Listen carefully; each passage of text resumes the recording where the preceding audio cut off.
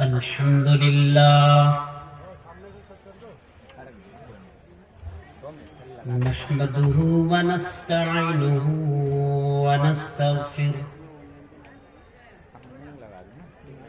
ونعوذ بالله من شرور أنفسنا ومن سيئات أعمالنا من يهده الله فلا مضل له ومن يضلل فلا هادي له وأشهد أن لا إله إلا الله وحده لا شريك له وأشهد أن محمدا عبده ورسوله يا أيها الذين آمنوا اتقوا الله حق تقاته ولا تموتن إلا وأنتم مسلمون يا أيها الناس اتقوا ربكم الذي خلقكم من نفس واحدة وخلق منها زوجها وبث منهما رجالا كثيرا ونساء واتقوا الله الذي تساءلون به والأرحام إن الله كان عليكم رقيبا يا أيها الذين آمنوا اتقوا الله وقولوا قولا سديدا يصلح لكم أعمالكم ويغفر لكم ذنوبكم ومن يطع الله ورسوله فقد فاز فوزا عظيما أما بعد فإن خير الحديث كتاب الله وخير الهدي هدي محمد صلى الله عليه وسلم وشر الأمور محدثاتها وكل محدثة بدعة وكل بدعة ضلالة وكل ضلالة في النار فأعوذ بالله من الشيطان الرجيم بسم الله الرحمن الرحيم لقد كان لكم في رسول الله أسوة حسنة وقال النبي صلى الله عليه وسلم لا يؤمن أحدكم حتى أكون أحب إليه من والده وولده والناس أجمعين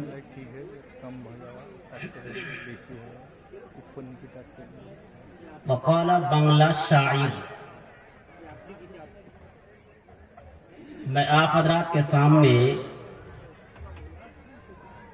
بنگلہ نعت نبی صلی اللہ علیہ وسلم پڑھنا چاہتا ہوں بنگلہ میں ایشی نبی کے دون آمائی ایشی نبی کے دون آمائی نیے جابے حلمتو مائی نیے جابے حلمتو مائی ایسی نبی کے دون آمائی نیے جابے حلمتو مائی شত شت উটনি মা কাইলো জীর্ণ গাধা নিয়ে হালিমা এলো শত শত উটনি মা কাইলো জীর্ণ গাধা নিয়ে হালিমা এলো হালিমা তোমার দেখা নাহি আর তোমার কোলে শিশু নবী রায় ও নবী নবীজি আমার ও নবী নবীজি আমার ও নবী নবীজি আমার শিশু নবীকে দাও না আমায় নিয়ে যাবে হালিমা তোমার। এসো তেরা লো নিয়ে এলো মাকায়, বাতিল বিদায় হলো তানার ছোঁয়ায়। তেরা লো নিয়ে এলো মাকায়, বাতিল বিদায় হলো তানার ছোঁয়ায়। বেদিনেরা কয় পূজা নাহি হয়, বেদিনেরা কয় পূজা নাহি হয়। মাকাতে আলামিন রায়, ও নবী নবীজি আমার, ও নবী নবীজি আমার, ও নবী নবীজি আমার। শিশু নবীকে দাও না আমায় নিয়ে যাবে হালিমা তোমার। এই মাকাবাসীর খুশির মতন মোদের কোলে এলো চাঁদের মতন। মাকাবাসীর খুশির মতন মোদের কোলে এলো চাঁদের মতন। পাবো কি এমন তোমায় করিব যতন, পাবো কি এমন করিব যতন। ও প্রিয় নবীজি আমার, ও নবী নবীজি আমার। শিশু নবীকে শিশু নবীকে দাও না আমায় নিয়ে যাবে হালিমা তোমার।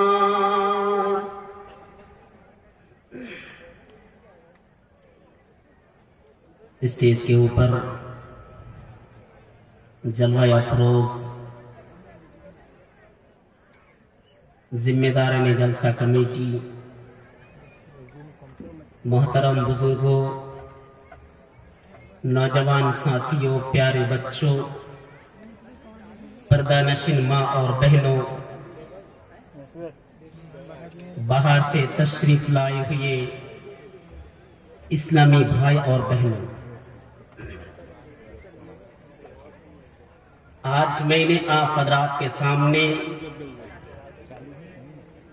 जिस मौजू के बारे में गुफ्तगू करना चाहता हूं बहुत अहम मौजू है। सीरत तय्यबा, सीरत नबी सल्लल्लाहु अलैहि वसल्लम। एक होती है सीरत और एक होती है सूरत। एक होती है सीरत और एक होती है सूरत। ये दोनों चीज किसी इंसान के अंदर जमा नहीं हो सकती। अगर किसी की सूरत अच्छी है तो फिर सीरत अच्छी नहीं। अगर किसी की सीरत अच्छी है तो सूरत अच्छी नहीं। लेकिन कुर्बान जाऊं मैं अपने नबी सल्लल्लाहु अलैहि वसल्लम पर, जो इन दोनों चीज का मालिक है। अल्लाह ताला ने दोनों चीजों का मालिक बना दिया हमारे प्यारे नबी मोहम्मद सल्लल्लाहु अलैहि वसल्लम।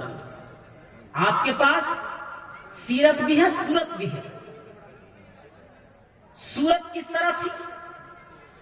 हजरत आयशा का बयान है कि एक दिन में घर में सिलाई कर रही थी और अचानक चिराग बुझ गया, रोशनी चली गई। तो अल्लाह के रसूल सल्लल्लाहु अलैहि वसल्लम जब घर में तशरीफ लाए तो पूरा घर नूर हो गया, रोशनी हो गई। तो ये है रसूल सल्लल्लाहु अलैहि वसल्लम की सूरत।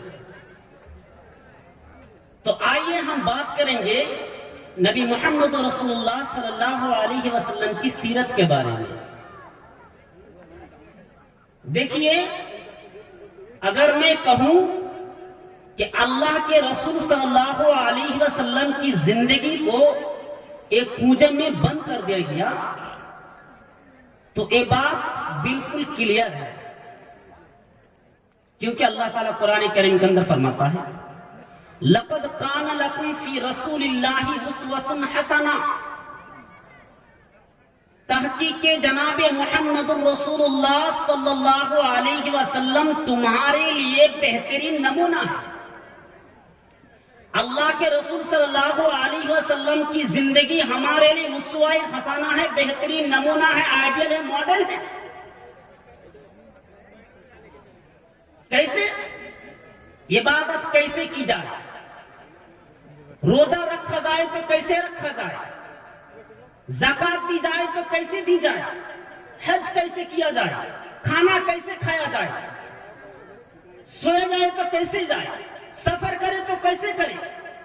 مطلب آپ کا کھانا، آپ کا پینا، آپ کا اٹھنا، آپ کا بیٹھنا، آپ کا جاگنا، آپ کا سونا، آپ کا چلنا، آپ کا سفر کرنا، آپ کی بات چیت کرنا، لوگوں کے ساتھ ملنا، بیوی کے ساتھ حسن سلوک کرنا، پڑوسی کے ساتھ اچھی طرح سلوک کرنا، غیر مسلم کے ساتھ بہیو کرنا، یہ اللہ کے رسول صلی اللہ علیہ وسلم کی پوری زندگی ہمارے لیے آئیڈیل ہے. اسی لیے اللہ تعالیٰ نے ایک ہی آیت میں سمندر کے بکھرے ہوئے پانی کو بھر دیا ایک ہی پیالہ کے اندر. کیا فرمایا؟ لَقَدْ كَانَ لَكُمْ فِي رَسُولِ اللَّهِ أُسْوَةٌ حَسَنَةٌ. تحقیق کے جناب محمد رسول اللہ صلی اللہ علیہ وسلم کی زندگی تمہارے لیے اسوہ حسنہ ہے. نبی محمد رسول اللہ صلی اللہ علیہ وسلم کی زندگی کو اگر تم اپناؤ گے تم سکسیسفل ہو جاؤ گے، کامیاب ہو جاؤ گے. اگر تمہیں چلنا ہے تو جناب محمد رسول اللہ صلی اللہ علیہ وسلم کی زندگی کو فالو کرو. اگر تمہیں کھانا کھانا ہے تو اللہ کے نبی صلی اللہ علیہ وسلم جس طرح کھانا کھاتے تھے اسی طرح تم کھانا کھاؤ. نماز بھی پڑھے تو نبی کی طرح پڑھو، حج کرو تو نبی صلی اللہ علیہ وسلم کی طرح بھی کرو. یعنی اللہ کے رسول صلی اللہ علیہ وسلم کی پوری زندگی پیدائش سے لے کر مرتے دم تک ہمارے لیے کسی سلمان خان کی زندگی کو آئیڈیل نہیں بنایا، ہمارے لیے کسی فلم ایکٹر کی زندگی کو آئیڈیل نہیں بنایا، کسی پردھان منتری زندگی کو آئیڈیل نہیں بنایا، ہمارے لیے کسی بھی انسان کی زندگی کو آئیڈیل نہیں بنایا. اللہ تبارک و تعالیٰ نے اگر ہماری زندگی کو آئیڈیل بنا ہے تو جناب محمد رسول اللہ صلی اللہ علیہ وسلم کی زندگی کو آئیڈیل بنایا. میرے بھائیوں، اسی لیے اللہ کے نبی جناب محمد رسول اللہ صلی اللہ علیہ وسلم ہمارے لیے اسوہ حسنہ ہے. آپ لوگ ذرا مہربانی کر کے بیٹھ جائیے، اور جو بھائی اس حضرات یہاں وہاں بکھرے ہوئے ہیں ذرا مہربانی کر کے برائے مہربانی آپ یہاں پہ آ جائیے، اس لیے کہ کھلی جگہ مت رکھیے، شیطان بیٹھ جائے گا. اللہ تعالیٰ دوسری جگہ قرآن کے اندر فرماتا ہے لَقَدْ مَنَّ اللَّهُ رَسُولًا. اللہ تبارک و تعالیٰ فرماتا ہے کہ جناب محمد رسول اللہ صلی اللہ علیہ وسلم کو ہم نے تمہارے اوپر دے کر تم پر بہت بڑا احسان کیا. یہ اللہ تعالیٰ کا بڑا آسمان، یہ زمین، یہ پیڑ، یہ پودے، یہ سورج، یہ ہوا، یہ چاند، یہ جتنی نعمتیں اللہ تعالیٰ کی بڑی بڑی نعمت، پھر بھی اللہ تعالیٰ نے نہیں کہا کہ اے میرے بندو ہم نے تمہارے لیے جو آسمان دیا یہ آسمان تمہارے لیے ہم نے احسان کے طور پر دیا. نہیں، ہم نے احسان نہیں جتلایا. لیکن جب جناب محمد رسول اللہ صلی اللہ علیہ وسلم کی بات آئی تو اللہ تعالیٰ نے صاف طور پر فرما دیا کہ ہم نے جناب محمد رسول اللہ صلی اللہ علیہ وسلم کو دے کر ہم نے تم پر بہت بڑا احسان کیا. یہ اللہ کے رسول ہمارے لیے احسان ہے. نبی محمد رسول اللہ صلی اللہ علیہ وسلم ہمارے لیے احسان ہے. اتنی بڑے بڑے اللہ کی نعمتیں ہیں پھر بھی اللہ تعالیٰ نے نہیں کہا کہ ہم نے تم پر احسان کیا ہے. لیکن جب نبی کی بات آئی تو اللہ تعالیٰ نے فرمایا کہ ہم نے تم پر نبی صلی اللہ علیہ وسلم کو دے کر احسان کیا ہے. تو آئیے ہم وہ حضرت محمد صلی اللہ علیہ وسلم کی زندگی کے بارے میں معلومات کریں. تو سیرت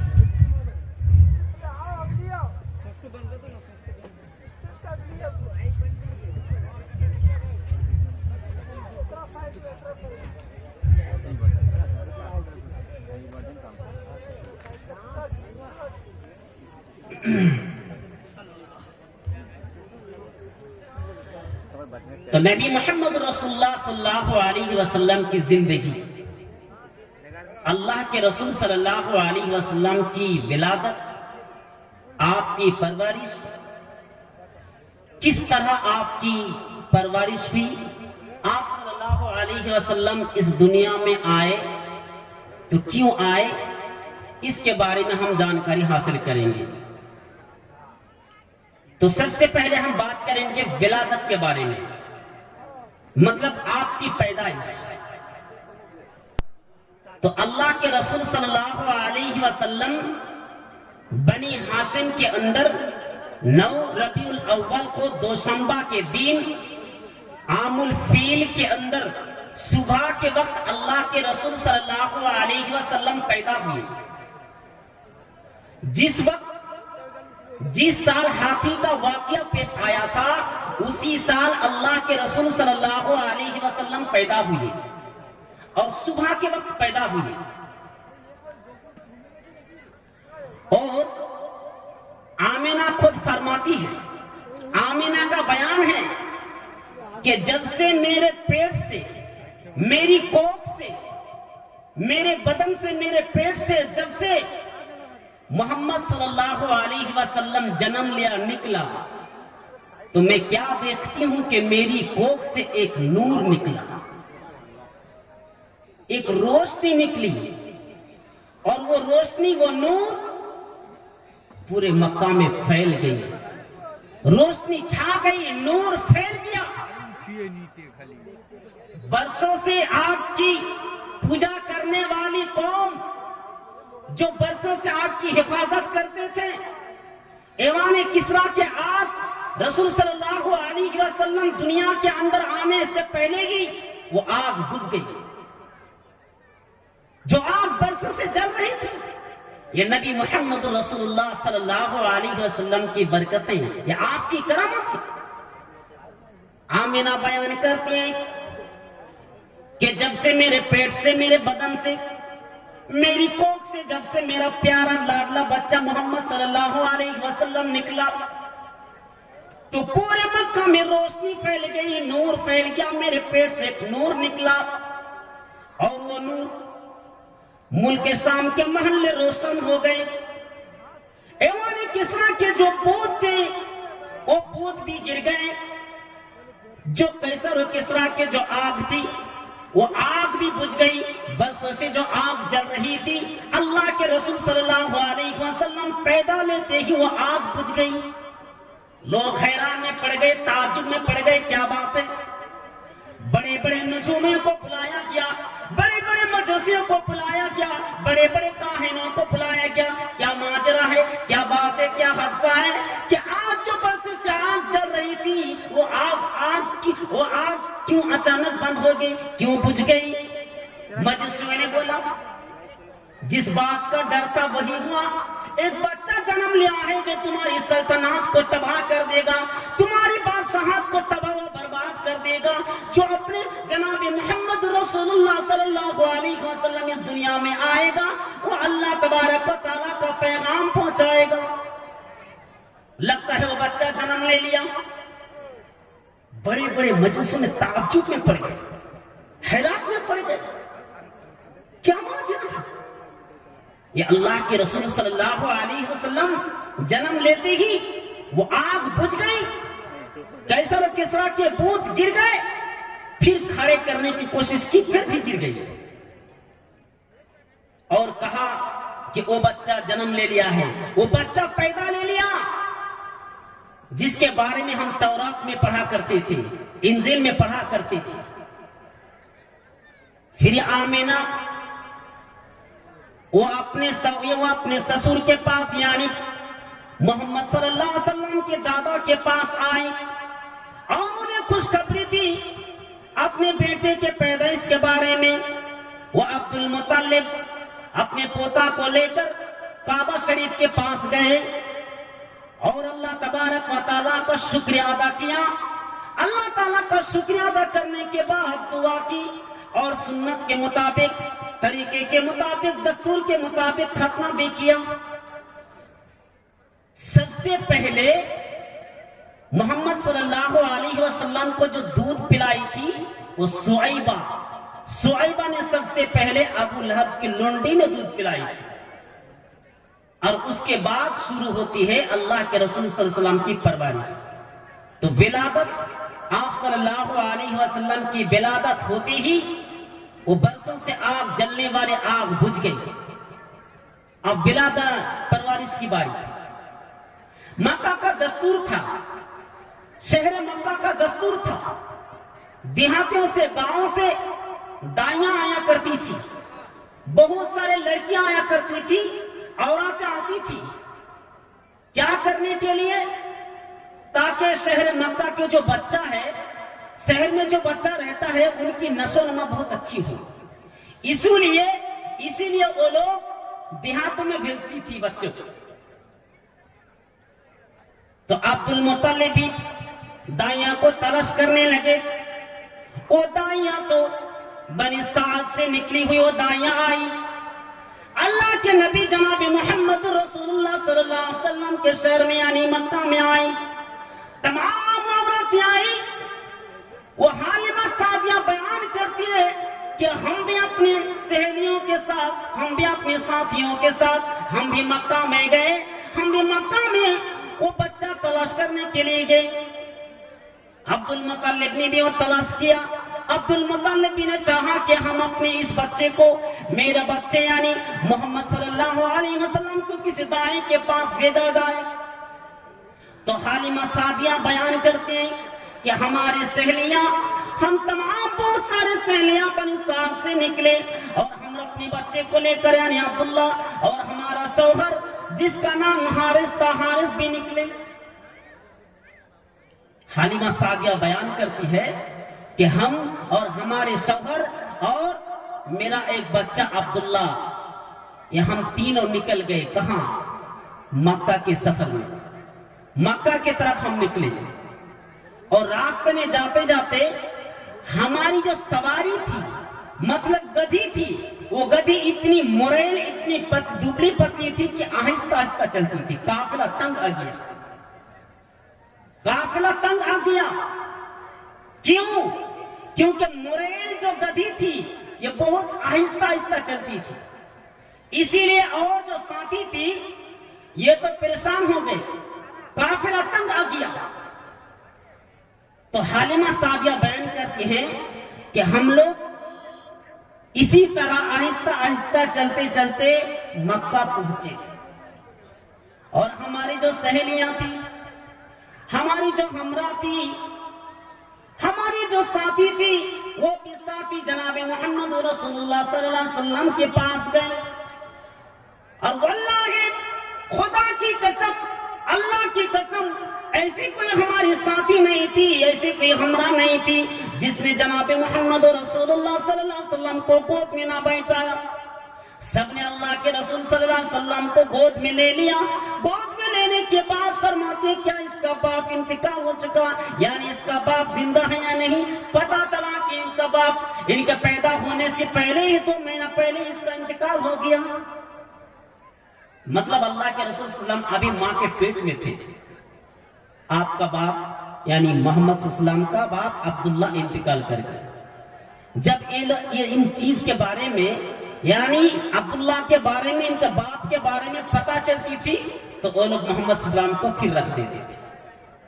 حلیمہ سعدیہ بیان کرتی ہے لیکن اللہ کی برکت ہے، میرے تقدیر میں، میرے نصیب میں اسی بچہ کو رکھا ہے اللہ تعالیٰ نے۔ محمد صلی اللہ علیہ وسلم کو کسی نے نہیں لیا، جب بھی پتا چلتی تھی، معلوم ہوتی تھی کہ اس کا باپ انتقال کر چکا، تب بھی کوئی نے اس بچے کے یعنی محمد صلی اللہ علیہ وسلم کو نہیں لیا۔ سب کو ایک نہ ایک بچہ مل گیا۔ ہماری جو ساتھی آئی تھی، جب بنی سعد سے ہماری وہ تمام جو سہیلیاں آئی تھی، ہمراہ آئی تھی، سب کو تو ایک ایک بچہ مل گیا، لیکن مجھے کوئی بچہ نہیں ملا۔ اور میں اپنے شوہر سے میں یہ بات چیت کرتی ہوں کہ مجھے بہت برا لگتی ہے کہ میں کسی بچے کے بغیر اپنے ملک میں جاؤں، اپنے گاؤں میں جاؤں، اپنے دیہات میں جاؤں، مجھے یہ بہت برا لگتی ہے۔ اسی لیے حلیمہ سعدیہ بیان کرتے ہیں اے میری سرتاج، اے میرے آقا، یعنی اے میرا شوہر، اگر آپ اجازت دیں تو اس بچے کو لے لوں، ایک ہی بچہ ہے، وہ بھی یتیم، اس کا باپ نہیں ہے، اجرت کے طور پر کچھ نہیں دے سکتے۔ تو عبداللہ کہتے ہیں، یعنی اس کا شوہر، حلیمہ کا شوہر کہتا ہے کہ اگر تم اس بچے کو لینا چاہتی ہو تو لے لو، مجھے کوئی اعتراض نہیں، مجھے کوئی اعتراض نہیں۔ آپ اگر اس بچے کو لینا چاہتی ہیں تو باخدا لے لیجئے، مجھے کوئی اعتراض نہیں ہے، ہو سکتا ہے اللہ تعالیٰ اسی بچے میں برکت دے، اللہ تعالیٰ اسی بچے میں برکت دے، لیکن اللہ تعالیٰ نے پہلے ہی سے طے کر رکھا تھا۔ حلیمہ کے گود میں، حلیمہ کے گھر میں، حلیمہ کے نصیب میں، حلیمہ کے تقدیر میں اللہ تعالیٰ نے لکھ رکھا ہے کہ محمد صلی اللہ علیہ وسلم اسی کے گھر میں جائے۔ اب دیکھیے حلیمہ کیا بیان کرتی ہیں اس کی برکت کے بارے میں، مناظر کے بارے میں بہت سارے برکتیں دیکھیں۔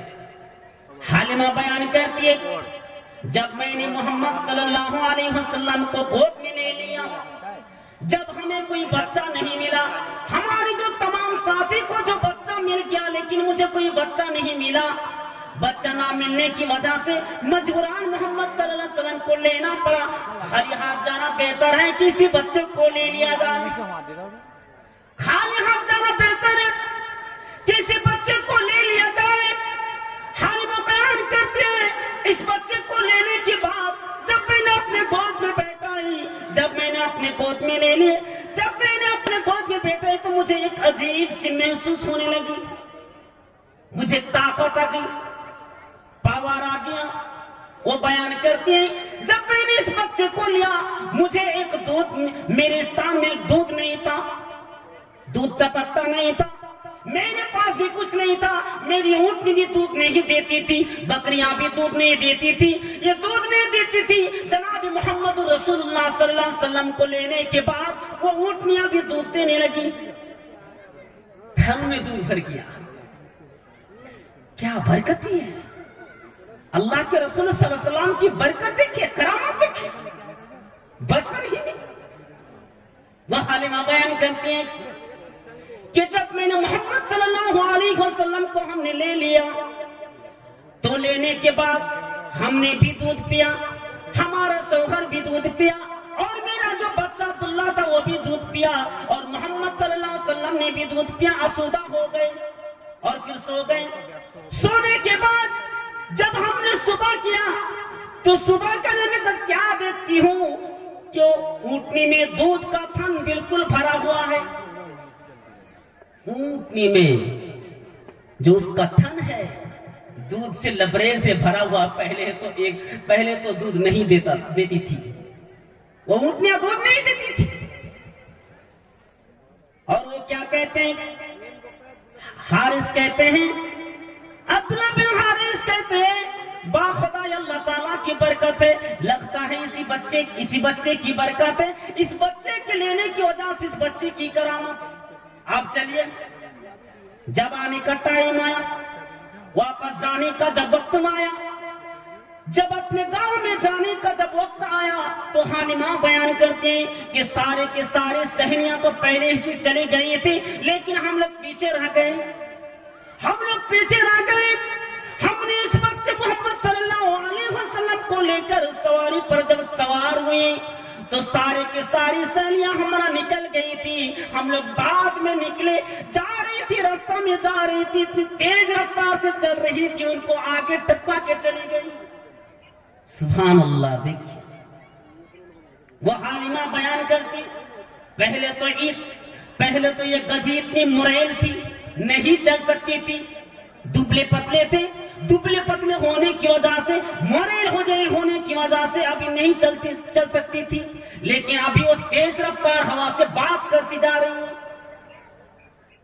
اور ہماری سہیلیاں کہتے ہیں، اے بنت زویب، اے زویب کی بیٹی ذرا رک جا، ہمارے اوپر بھی تو مہربانی کر، ہمیں بھی تو اپنے ساتھ لے لے، کیا یہ وہی گدھی ہے؟ تو حلیمہ صاحب یہ بیان کرتے ہیں، باخدا یہ وہی گدھی ہے، اے اللہ تبارک و تعالیٰ کی کرامت ہے، اس بچے کی کرامت ہے۔ مجھے بھی معلوم نہیں اس جان میں یعنی اس گدھی میں اتنی پاور اب کہاں سے آ گئی، اتنی طاقت کہاں سے آ گئی کہ ہوا سے بات کرتے ہوئے نکلی۔ جب وہ راستے میں جا رہی تھی، سواری اب جا رہی تھی، وہ حلیمہ سعدیہ بیان کرتے اس وقت قحط سالی کا دور تھا، قحط سالی کا دور تھا، زمین سوکھ گئی تھی، پیڑ پودے سوکھ گئے تھے اور کھیت وغیرہ بالکل ہی سوکھ گئے تھے، کنواں میں پانی نہیں تھا۔ وہ حلیمہ بیان کرتی ہے درخت کے پتیاں بھی جھڑ گئی تھی، لیکن جب جناب محمد رسول اللہ صلی اللہ علیہ وسلم کو لے کر جب ہم لوگ یعنی ہم اپنے گاؤں میں جب پہنچے، گاؤں کے قریب پہنچے، تو کیا دیکھتی ہوں جناب محمد رسول اللہ صلی اللہ علیہ وسلم کو جب ہم نے گاؤں کے قریب پہنچے تو کیا دیکھتی ہوں جس کنواں میں پانی نہ تھا، پانی نہیں تھا، کنواں میں پانی آ گیا۔ کنواں میں پانی نہیں تھا، کنواں میں پانی آ گیا، ہریالی لائی، ہرے بھرے سب ہو گئے۔ حلیمہ سعدیہ بیان کرتے ہیں جو درخت بے جان ہو گئی تھی اس درخت میں جان آ گئی۔ جناب محمد رسول اللہ صلی اللہ علیہ وسلم کو لینے کے بعد جب گھر میں آئی تو برکت ہی برکت نظر آنے لگی۔ حلیمہ سعدیہ رضی اللہ تعالیٰ عنہ بیان کرتی ہے کہ اللہ کے رسول صلی اللہ علیہ وسلم کو جب سے ہم نے لیا، جب سے ہمارے بکریاں بھی دودھ دینے لگی، اٹھنیاں بھی دودھ دینے لگی، سبحان اللہ سبحان اللہ۔ اور بہت سارے جب بکریاں چرانے گئے، چرواہا جب بکریاں چرانے گئے تو ہماری جو بکریاں دودھ دیتی تھی، اٹھنیاں دودھ دیتی تھی، بہت سارے لوگ کہتے ہیں ارے کم بخت جاؤ اس اٹھنے کی یعنی اس چرواہا کی طرف جو حلیمہ کے چرواہا جس بکری یعنی جہاں پہ بکریاں چراتے ہیں اسی کے پاس جاؤ، اسی جگہ پہ جاؤ۔ ایک دوسرے جو بکری تھی دوسرے انسان کا یعنی دوسرے انسان کی جو بکری تھی ایک بھی دودھ نہیں دیتی تھی، اسی لیے کہتے تھے کہ کم بخت جاؤ، اس چرواہا سے کہتے تھے کہ جہاں پہ بنت زعیب کے چرواہا بکری چراتے ہیں اسی کے پاس جاؤ، وہیں پہ چرانا، اور وہیں پہ چرانے جائے پھر بھی دودھ نہیں دیتی تھی۔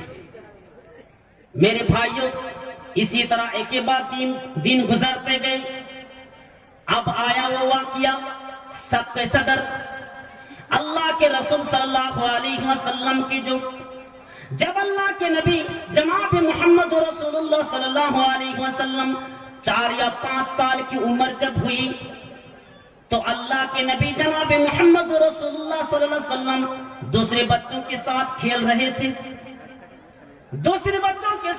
رہے تھے، اچانک جبرائیل علیہ السلام اور 2 فرشتے آئے اور 2 فرشتوں نے جناب محمد رسول اللہ صلی اللہ علیہ وسلم کو لے کر پہاڑ کی طرف چلے گئے، پہاڑ کے اوپر چلے گئے۔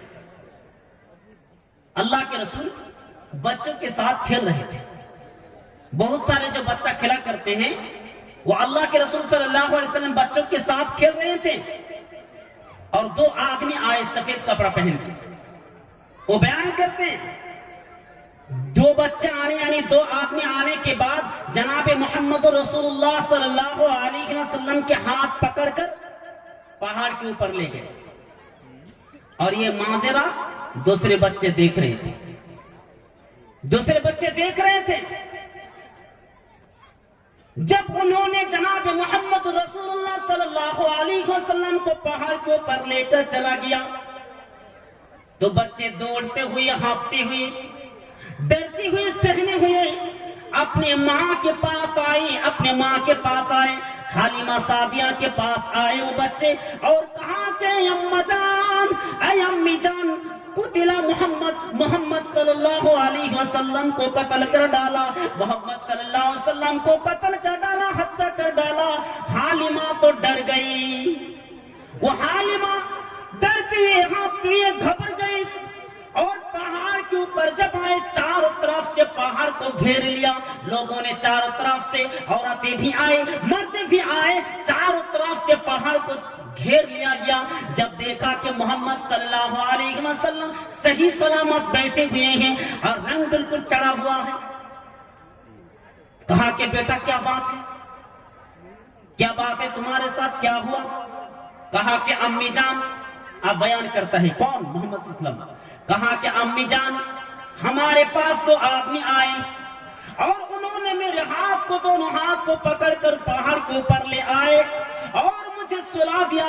سلانے کے بعد, لٹانے کے بعد ہماری سینہ کو چیر ڈالا, ہمارے سب کے صدر کا ڈالا, یعنی ہمارے چہرہ کو پھاڑ ڈالا, چیر ڈالا اور وہاں سے کچھ نکالا اور نکل کر کہا یہ تو شیطان کا لتڑا ہے, یہ تو شیطان کا خون ہے. یعنی میرے بدن سے کچھ نکال کر پھر زمزم کے پانی سے دھویا, اس کے بعد پھر رکھ دیا.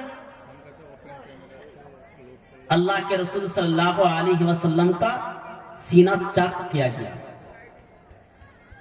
تو یہ بات سنتے ہی حلیمہ سعدیہ رضی اللہ تعالیٰ عنہ ڈر گئی. حلیمہ سعدیہ رضی اللہ عنہ ڈر گئی اور سینے سے لگا لیا, اپنے گود میں بیٹھا لیا اور جانے کے بعد سیدھا اپنے ماں کے پاس یعنی آمنہ کے پاس چلے گئی.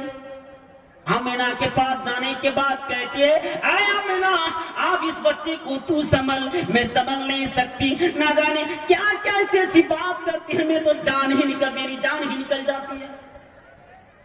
یہ بچہ کیسے کیسے بات کرتے ہیں, اس طرح کی بات کرتے ہیں کہ میری جان نکل جاتی ہے, میرے دھڑکن رک جاتے ہیں. کہا کہ کیا ماجرا ہے, بتاؤ, صحیح بتاؤ کیا ماجرا ہے. وہ حلیمہ بیان کرتی ہیں کہ تمہارے بیٹا محمد صلی اللہ علیہ وسلم اس طرح کے فلا اس طرح کے باتیں کرتے ہیں. اب آئی بات, اللہ کے رسول صلی اللہ علیہ وسلم اپنے ماں کے پاس اپنی ماں کے آغوش میں رہے. تو 5 سال کے بعد نبی محمد رسول اللہ صلی اللہ علیہ وسلم آمنہ کے آغوش میں, آمنہ کے محبت میں, آمنہ پہ گود میں رہنے لگے. ایسے ہی دن گزر رہا ہے. آمنہ نے سوچا, آمنہ نے کہا کہ چلو اب تمہارے باپ کی قبر کی انتظار کے لیے جایا جائے, زیارت کے لیے جایا جائے. آمنہ نے اپنے لخت جگر جناب محمد رسول اللہ صلی اللہ علیہ وسلم کو اپنے ساتھ میں لی اور ام ایمن بھی ساتھ چلی. جب آمنہ وہاں پہ لگ بھگ 600 یا 500 کلومیٹر سفر یعنی راستہ سفر کیا. میرے بھائیوں وہاں پہ جاتے 1 مہینہ قیام کیا. 1 مہینہ قیام کرنے کے بعد گھر کی واپسی کے دوران ایک جگہ پڑتی ہے. اس جگہ کا نام ہے مقام ابوا. اس جگہ کا نام کیا ہے؟ مقام ابوا. مقام ابوا جب آئی تو آمنہ کو بیماری پکڑ لی. آمنہ کو بیماری پکڑ لی. بیماری نے آمنہ کو پکڑ لیا, بیمار ہو گئے اور اسی بیماری میں آمنہ بھی اس دنیا سے رخصت کر گئی. اللہ کے رسول صلی اللہ علیہ وسلم کی تخلیق دیکھیے میرے بھائی, نبی محمد رسول اللہ صلی اللہ علیہ وسلم ایک کے بعد ایک آزمائش, غم اور غم, دکھ اور دکھ. 6 سال کی عمر میں اپنے ماں بھی چلی گئی. پیار کرنے والی کون ہے, محبت کرنے والی کون ہے؟ ماں بھی دنیا سے چل بسی اور ادھر باپ کو کا چہرہ بھی نہیں دیکھا. جنم لیتے ہی 2 مہینہ پہلے باپ انتقال کر گئے اور جناب محمد رسول اللہ صلی اللہ علیہ وسلم ماں بھی رخصت کر گئی, رحلت کر گئی. ام ایمن اپنے دادا کے پاس لے آئے. جناب محمد رسول اللہ صلی اللہ علیہ وسلم دادا کے پاس آئے. دادا اس سے پہلے ہی تو غم میں تھے, اب اس کو یعنی آمنہ اس دنیا سے جانے کے بعد ابھی وہ بڑے صدمے میں پڑ گئے. عبد المطلب بڑے صدمے میں پڑ گئے اور عبد المطلب کے پاس یا ہمارے نبی جناب محمد رسول اللہ صلی اللہ علیہ وسلم اس کی کفالت میں رہنے لگے. جب آپ صلی اللہ علیہ وسلم 7 سال یا 8 سال کی عمر ہوئی تو اپنے دادا کے پاس رہنے لگے. تو دادا اس سے بہت محبت کرتے تھے، پیار کرتے تھے. کس کو؟ ہمارے نبی جناب محمد رسول اللہ صلی اللہ علیہ وسلم کو. عبد المطلب کبھی بھی اس کو کوئی تکلیف نہیں ہونی تھی، کبھی کوئی پریشان نہیں ہونی تھی. کسی چیز کی ضرورت جب پڑتی فوراً لے دیتے، آپ کے اوپر ہاتھ پھیلاتے، محبت کرتے، پیار کرتے، بہت پیار کرتے. اتنے پیار کرتے تھے کہ اور اپنے بیٹے سے بھی محبت نہیں کرتے تھے، اپنے بیٹے سے بڑھ کر محبت کرتے تھے. یہ بات سے آپ کو معلوم ہو جائے گا کہ دیکھیے عبد المطلب کے لیے ایک کرسی تھی یا پھر بستر بنا ہوا تھا. کسی روایت میں کرسی ہے، کسی روایت میں بستر ہے. تو بستر بنا ہوا تھا، ایک کرسی تھی، اور اس کرسی میں کسی کے بیٹھنے کی مجال نہ تھی کہ اس کرسی میں کوئی بیٹھے. اپنے بیٹا بھی نہیں بیٹھ سکتا تھا. 10 یا 11 بیٹا تھا، کوئی بھی اس کرسی میں نہیں بیٹھ سکتے تھے. لیکن اللہ کے رسول صلی اللہ علیہ وسلم بچپن تھے، ہم عمر تھے. کم عمر ہونے کی وجہ سے اللہ کے رسول صلی اللہ علیہ وسلم جب کرسی میں بیٹھ جاتے تو دوسرے اس کے چاچا جو تھے اس کو کرسی سے پھر اتر کر نیچے رکھ دیتے. جب یہ بات معلوم ہو جاتی، جب یہ دیکھ لیتے کون عبد المطلب، تو کہتے میرے اس بیٹے کو کبھی بھی اس طرح حرکت نہ کرنا، اس کو میرے شان میں بیٹھنے دینا، بلکہ اس کی شان بہت نرالی ہے، اس کی شان بہت نرالی ہے. اسی لیے عبد المطلب جناب محمد رسول اللہ صلی اللہ علیہ وسلم سے محبت کرتے تھے. لیکن میرے بھائیوں، یہ اللہ تبارک و تعالیٰ نے تو پہلے ہی لکھ دیا ہے کہ جس وقت جس کا ٹائم اللہ تعالیٰ نے مقرر کر دیا، آپ کا ٹائم آپ کا وقت مقرر کر دیا، اسی وقت موت آنے والی ہے. عبد المطلب بھی دنیا سے رخصت کر گئے. جب آپ صلی اللہ علیہ وسلم کی عمر 8 سال ہوئی تو آپ کے دادا عبد المطلب اس دنیا سے رخصت کر گئے، چلے گئے. لیکن ایک بات بتا کے گئے، ابو طالب سے کہا کہ اے میرے بیٹا، میں تو اس کی دیکھ بھال کرتے تھے، لیکن اب تو تمہاری باری ہے. میرے جانے کے بعد اس بچے کی دیکھ بھال کرنا، کبھی بھی اس کو پریشانی نہ آنے دینا، دکھ نہ آنے دینا، غم نہ آنے دینا. جب بھی کسی چیز کی ضرورت پڑے تو دے دینا، جان سے بھی زیادہ تم اس کی محبت کرنا. میرے بھائیوں، عبد المطلب جانے کے بعد اب آپ صلی اللہ علیہ وسلم اپنے سگے چچا یعنی عبداللہ کے سگے بھائی ابو طالب یعنی علی رضی اللہ عنہ کے انہوں کے باپ ابو طالب کی کفالت میں آپ رہنے لگے. ابو طالب کے پاس رہنے لگے، اپنے چاچا کے پاس رہنے لگے. میرے بھائیوں، ایک دو نہیں بلکہ نبوت سے لے کر نبوت کے بعد بھی اللہ کے نبی صلی اللہ علیہ وسلم اپنے چاچا ہی کیا بس میں رہے. بہت اچھی طرح تعبیر کی، بہت اچھی طرح دیکھ بھال کی. ایک دن کا واقعہ ہے، ایک دن کا واقعہ کہ بارش نہیں ہو رہی تھی، پانی نہیں ہو رہا تھا. جب آپ صلی اللہ علیہ وسلم کی عمر 9 سال کی ہوئی تو قریش والوں نے، مکہ والوں نے ابو طالب کے پاس آئے اور کہا کہ ابو طالب آپ ہمارے لیے دعا کیجئے، اللہ تعالیٰ کی بارگاہ میں دعا کیجئے، اللہ تعالیٰ سے دعا کیجئے تاکہ بارش ہو، تاکہ پانی اتر آئے. اس لیے کہ قحط سالی کا دور ہے، بارش نہیں ہو رہی ہے، پانی نہیں ہو رہا ہے، آسمان کے اوپر سے قطرہ بھی پانی نہیں گر رہا ہے، بارش نہیں ہو رہی ہے. بارش نہ ہونے کی وجہ سے، پانی نہ گرنے کی وجہ سے لوگ قحط سالی میں گرفتار ہو چکے ہیں. قحط سالی کا دور ہے، قحط سالی نے پوری طرح سے اپنے چپٹ میں لے لیا. قریش نے ابو طالب کے پاس آئے. ابو طالب نے ان بچوں کے پاس گئے جو بچے کھیلا کرتے تھے، جناب محمد رسول اللہ صلی اللہ علیہ وسلم کے ہاتھ کو پکڑ لیا. ہاتھ کو پکڑنے کے بعد اللہ کے نبی جناب محمد رسول اللہ صلی اللہ علیہ وسلم اپنے چاچا کے انگلی کو پکڑ لیے. انگلی کو پکڑنے کے بعد کعبہ شریف کے پاس گئے اور دیوار پہ ٹیک لگا دیے، پیٹ لگا دیے۔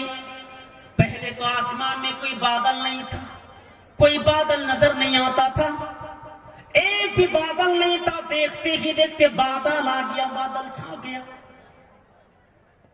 اور اتنے دھواں دھار بارش ہوئی، موسلادھار بارش ہوئی کہ سیلاب آ گیا، باڑھ آ گیا۔ جناب محمد رسول اللہ صلی اللہ علیہ وسلم کی تو برکت ہے، یہ اللہ کے رسول کی برکت ہے۔ بارش نہیں ہوتی تھی، اللہ کے رسول صلی اللہ علیہ وسلم کو کعبہ کے دیوار پر جب ٹیک لگائے تو بارش کہاں سے بارش آ گئی، اور بارش اتنی بارش ہوئی، اتنا پانی ہوئے کہ پورے مکہ شہر میں سیلاب آ گیا، باڑھ آ گیا۔ میرے بھائیوں، اب رہی بات جب جناب محمد رسول اللہ صلی اللہ علیہ وسلم کے 12 سال میں پہنچے۔ کس روایت میں ہے کہ جب 15 سال اللہ کے رسول صلی اللہ علیہ وسلم پہنچے تو 12 سال میں جب آپ کی عمر ہوئی تو ابو طالب مکہ سفیانی ملک شام کے لیے سفر کے لیے نکلے اور اپنے بھتیجے جناب محمد رسول اللہ صلی اللہ علیہ وسلم بھی نکلے۔ وہ ابو طالب چاہتے تھے کہ ہم اپنے بھتیجے کو کبھی کہیں جگہ چھوڑ کے نہیں جائیں گے، یہ میرا لخت جگر ہے، یہ میرا کلیجہ کا ٹکڑا ہے، اس کا دیکھ بھال کرنا ہماری ذمہ داری ہے۔ ابو طالب نے اپنے اس بیٹے کو یعنی محمد صلی اللہ علیہ وسلم کو ملک شام کے سفر کے لیے نکلے، ملک شام کے سفر کے لیے نکلے اور قافلہ بھی نکلے۔ کچھ دیر جانے کے بعد ایک جگہ ہے جس کا نام ہے بصرہ، ایک جگہ ہے جس کا نام بصرہ میں جب پہنچے وہاں پہ قافلہ نے پڑاؤ ڈالا، اور وہاں کے ایک راہب رہتا تھا جس کا نام جرجیس یا راہب دونوں کہا جاتا ہے۔ وہ کبھی کبھی نکلتا تھا، غور سے سنیے، وہ راہب وہ جرجیس کبھی کبھی نکلتا تھا، لیکن اس دن نکلا، اچانک نکل گیا اور تمام قافلہ والوں سے کہا کہ آج تمہارے لیے پارٹی ہے، ہم نے کھانے کا انتظام کیا، ہم نے ایک پارٹی رکھی۔ قافلہ والوں نے کہا کیا بات ہے راہب صاحب، پہلے تو آپ اتنے خوشی کی دن آتے تھے پھر بھی آپ پارٹی نہیں رکھے، لیکن آج کس وجہ سے آپ پارٹی رکھی، کس وجہ سے آپ دعوت دی؟ کہا کہ ایسے ہی میں نے آپ لوگوں کے لیے پارٹی رکھی ہے، کھانے کا انتظام کیا، بندوبست کیا ہے۔ تمام لوگوں کو بلایا گیا، سارے لوگ آئے، ابو طالب بھی آئے اور کہا کیا بات ہے، جس بچے کے لیے ہم نے یہ پارٹی رکھی ہے وہی تو بچہ نہیں ہے، یعنی جس بچے کے لیے ہم نے پارٹی رکھی ہے، کھانے کا انتظام کیا، ہم نے دعوت رکھی، وہی تو بچہ نہیں، جاؤ اس بچے کو لے آؤ۔ کہا کہ کوئی نہیں ہے، بہت چھوٹا بچہ ہے۔ کہا کہ اس بچے کو لاؤ، بچے کو لایا گیا۔ ابو طالب ڈر گئے، کیا بات ہے، وہ بچہ کو بلا رہا ہے۔ جب بچہ آئے تو اس بچے کا ہاتھ پکڑا، کون، راہب نے، جرجیس نے، اور ابو طالب سے کہا کہ اے ابو طالب بتائے کون ہے۔ ابو طالب کہتا ہے یہ میرا بیٹا ہے۔ کہا کہ نہیں تو جھوٹ بول رہا ہے کہ تیرا بیٹا نہیں ہے۔ تو وہ تو ڈر گئے، تعجب میں پڑ گئے، حیران ہو گئے، تمہیں کیسے پتا کہ میرا بیٹا نہیں ہے، یہ میرا بچہ نہیں ہے؟ کہا کہ ہاں یہ تیرا بچہ نہیں ہے۔ کہا کہ اس کا باپ کا انتقال ہو چکا ہے۔ راہب کس طرح بات کرتے، ڈر گئے، سب ڈر گئے، قافلہ والے ڈر گئے، کیا بات ہے، اس بارے میں اتنا، اس بچے کے بارے میں اتنا کچھ معلوم ہے؟ کہا کہ اس بچے کا باپ کا انتقال ہو چکا ہے، اس بچے کی ماں بھی دنیا سے رخصت کر گئی، چلی گئی، اس کا دادا بھی دنیا سے چلے گئے، یہ تیرا بیٹا نہیں ہو سکتا۔ کہا کہ کس کا بیٹا ہے؟ کہا ہے کہ اس کا باپ کا نام ہے عبداللہ اور اس کا نام ہے محمد۔ کہا کہ تمہیں کیسے معلوم کہ میرا بیٹا نہیں ہے؟ کہا کہ جب تم اس پہاڑی کی پہاڑ کے کنارے کنارے سے جب تم آ رہے تھے تو ہم نے دیکھا کہ پہاڑ ایسا کوئی پہاڑ نہیں تھا کہ جھکے جا رہے تھے، سجدہ کر رہے تھے۔ پرندہ کو میں دیکھ رہا ہوں جو آسمان کے اوپر اڑ رہا ہے، وہ پرندہ بھی سجدہ کر رہا ہے، پیڑ پودا بھی سجدہ کر رہا ہے۔ میں نے دیکھا کہ بچے وہی ہو سکتا ہے، یعنی نبی کے علاوہ خاصیت یہ کسی کے لیے نہیں، یہ کرامت کسی کے لیے ہی نہیں۔ مجھے پتا چلا کہ وہی بچہ ہے جس بچے کے بارے میں ہم نے تورات میں پڑھا۔ کہا کیا ابو طالب یہ تیرا بچہ نہیں ہو سکتا، اس کا نام محمد ہے۔ پھر آپ نے یعنی راہب نے آپ صلی اللہ علیہ وسلم کے مہر نبوت کو چیک کی، مہر نبوت کو بھی دیکھ لیا اور کہا کہ ابو طالب میں تمہیں ایک بات بتاتا ہوں، تم اس بچے کو لے کر ابھی تم مکہ چلے جاؤ، ابھی تم وہاں عرب چلے جاؤ، یعنی تم ملک شام مت جاؤ، کیونکہ یہودیوں کا اگر پتہ چلے گا تو اس بچے کو تم بچا نہیں پاؤ گے، اس لیے کہ یہود اس بچے کو مار ڈالے گا۔ جاؤ اس بچے کو لے جاؤ، میں تمہیں تنبیہ کرنے کے لیے، آگاہ کرنے کے لیے، سترک کرنے کے لیے میں تمہیں یہاں بلایا۔ یہ بچہ بہت خاص بچہ ہے، یہ بچہ راج کرے گا، یہ بچہ دنیا میں بادشاہت کرے گا، یہ بچہ بہت نرالا اور شان ہے، جاؤ اس بچے کو لے جاؤ۔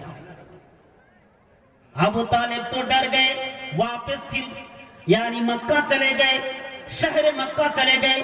تو میرے بھائیوں نبی محمد رسول اللہ صلی اللہ علیہ وسلم کی یہاں 9 سال یعنی 12 سال جب ختم ہوئی، جب 12 سال کی عمر ختم ہوئی، اب رہی بات نبی صلی اللہ علیہ وسلم کی جب 25 سال کی عمر ہوئی تو سب سے پہلے حضرت خدیجہ رضی اللہ تعالیٰ عنہا سے شادی ہوئی۔ کیوں؟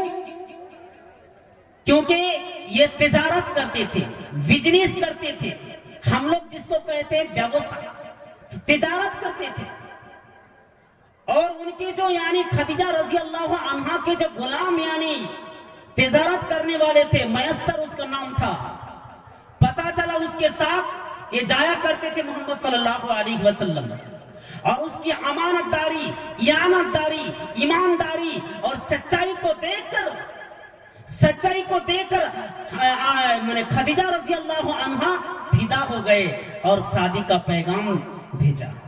نبی محمد رسول اللہ صلی اللہ علیہ وسلم یعنی خدیجہ نے نفیسہ ایک لڑکی کا نام تھا، اس نفیسہ کو کہا کہ جاؤ محمد صلی اللہ علیہ وسلم کو پیغام دو کہ مجھ سے شادی کرے گا یا نہیں۔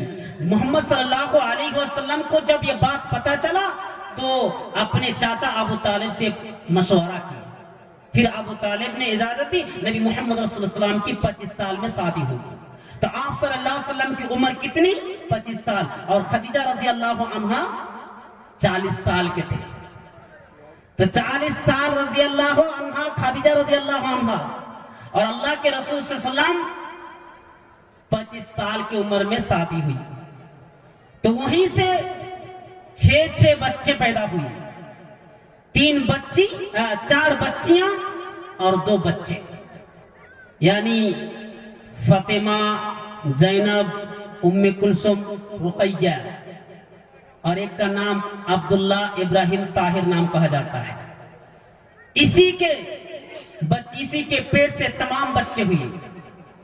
اب رہی بات پہلی وحی، اللہ کے رسول صلی اللہ علیہ وسلم کے پاس حضرت جبریل علیہ السلام وحی لے کر آئے۔ جناب محمد رسول اللہ صلی اللہ علیہ وسلم کے پاس جب وحی لے کر آئے، اللہ کے نبی جناب محمد رسول اللہ صلی اللہ علیہ وسلم ڈر گئے۔ جب حضرت جبرائیل علیہ السلام کو اصلی صورت میں دیکھا تو اللہ کے رسول صلی اللہ علیہ وسلم ڈر گئے، ڈر کے مارے خدیجہ سے کہتے، اے خدیجہ مجھے چادر اڑاؤ، مجھے کمبل اڑاؤ، اے خدیجہ میری جان ہی نکل جاتی ہے، میں نہیں بچوں گا، لگتا ہے میری جان ہی نکل جائے گی۔ خدیجہ رضی اللہ عنہا فرماتی ہیں کہ اے میرے سرتاج، اے میرے شوہر، آپ کو ڈرنے کی ضرورت نہیں، اللہ تعالیٰ آپ کو کبھی ذلیل نہیں کرے گا، کبھی رسوا نہیں کرے گا۔ آپ تو نبی ہیں، آپ تو مسکینوں کو کھانا کھلاتے ہیں، آپ تو حاجت مندوں کی حاجت کی ضرورت کو پورا کرتے ہیں، آپ ضرورت مندوں کے پورا کرتے ہیں، آپ کو اللہ تعالیٰ رسوا نہیں کرے گا۔ تو میرے بھائیوں، اللہ کے نبی صلی اللہ علیہ وسلم اتنے ڈر گئے تھے کہ اللہ کے نبی نے چاہا کہ میں اپنے آپ کو ختم کر ڈالوں، خودکشی کر ڈالوں، اپنے آپ کو خودکشی کر ڈالوں، ختم کر ڈالوں۔ پہاڑ کے اوپر سے جب آپ السلام گرنے کے لیے، خودکشی کرنے کے لیے گئے تو جبرائیل علیہ السلام نے کہا کہ اے محمد آپ کیا کر رہے ہیں؟ آپ تو نبی ہیں، سارے جہاں کے نبی ہیں، آپ اس طرح مت کیجیے۔ اللہ کے رسول پھر رک جاتے تھے، پھر دوبارہ وہی شروع ہو گیا۔ میرے بھائیوں، اسی طرح ایک کے بعد دیگر وہی آتی رہی۔ سب سے پہلے اقرأ بسم ربک الذی خلق، یہ 5 آیت نازل ہوئی۔ اب رہی بات دعوت و تبلیغ، اسلام کی تبلیغ۔ سب سے پہلے اللہ کے رسول صلی اللہ علیہ وسلم نے اپنے رشتہ دار کو دعوت و تبلیغ کے بعد دعوت کے پیغام پہنچایا۔ اللہ کے رسول صلی اللہ علیہ وسلم کو اللہ تعالیٰ نے کہا کہ وَأَنذِرْ عَشِيرَتَكَ الْأَقْرَبِينَ، اے نبی محمد رسول اللہ صلی اللہ علیہ وسلم، آپ اپنے رشتہ داروں کو، اپنے خاندانوں کو ڈراتے رہیے، جہنم کی آگ سے بچانے کے لیے آپ ان لوگوں کو ڈراتے رہیے۔ میرے بھائیوں، اللہ کے رسول صلی اللہ علیہ وسلم نے ایک دن کوہ صفا پر بلایا، تمام لوگ جمع ہوئے، اکٹھا ہوئے، چاروں طرف سے لوگ آئے، ابو جہل بھی تھے، ابو لہب بھی تھے۔ میرے بھائیوں، سب کے سب لوگ آ گئے۔ اللہ کے رسول صلی اللہ علیہ وسلم نے فرمایا کیا میں تمہیں ایک بات بتانا مناسب سمجھتا ہوں؟ کیا میں ایک بات نہیں بتاؤں؟ لوگوں نے کہا کہ ہاں کیوں نہیں؟ کہا کہ تم مانو گے؟ کہا کہ آپ تو صادق ہیں، آپ تو عالمین ہیں، آپ کے بات ہم کیوں ڈر سکتے؟ کہا کہ اگر تمہیں دشمن پیچھے سے حملہ کرنا چاہیے تو کیا میں بات نہ بتاؤں؟ کہا کہ ہاں۔ کہا کہ میں دیکھ رہا ہوں کہ اگر تم لوگ اسلام کو نہیں قبول کیا، اگر تم اللہ تعالیٰ کی عبادت نہیں کی، اگر تم اپنے بابا اجداد کے مورتیاں کو چھوڑ کر، ان کی پوجا کو چھوڑ کر اللہ تعالیٰ کی عبادت نہیں کی تو تم جہنم میں چلے جاؤ گے۔ ابو لہب نے کہا اسی لیے تم مجھے بلایا؟ تیرے 2 ہاتھ خاک آلود ہو جائے۔ اس وقت اللہ تعالیٰ نے آیات ایک سورہ نازل کر دی۔ کیا سورہ؟ تبت یادا ابی لہب وتب۔ تو اس وقت فرمایا اے محمد تو اسی لیے تو بلایا؟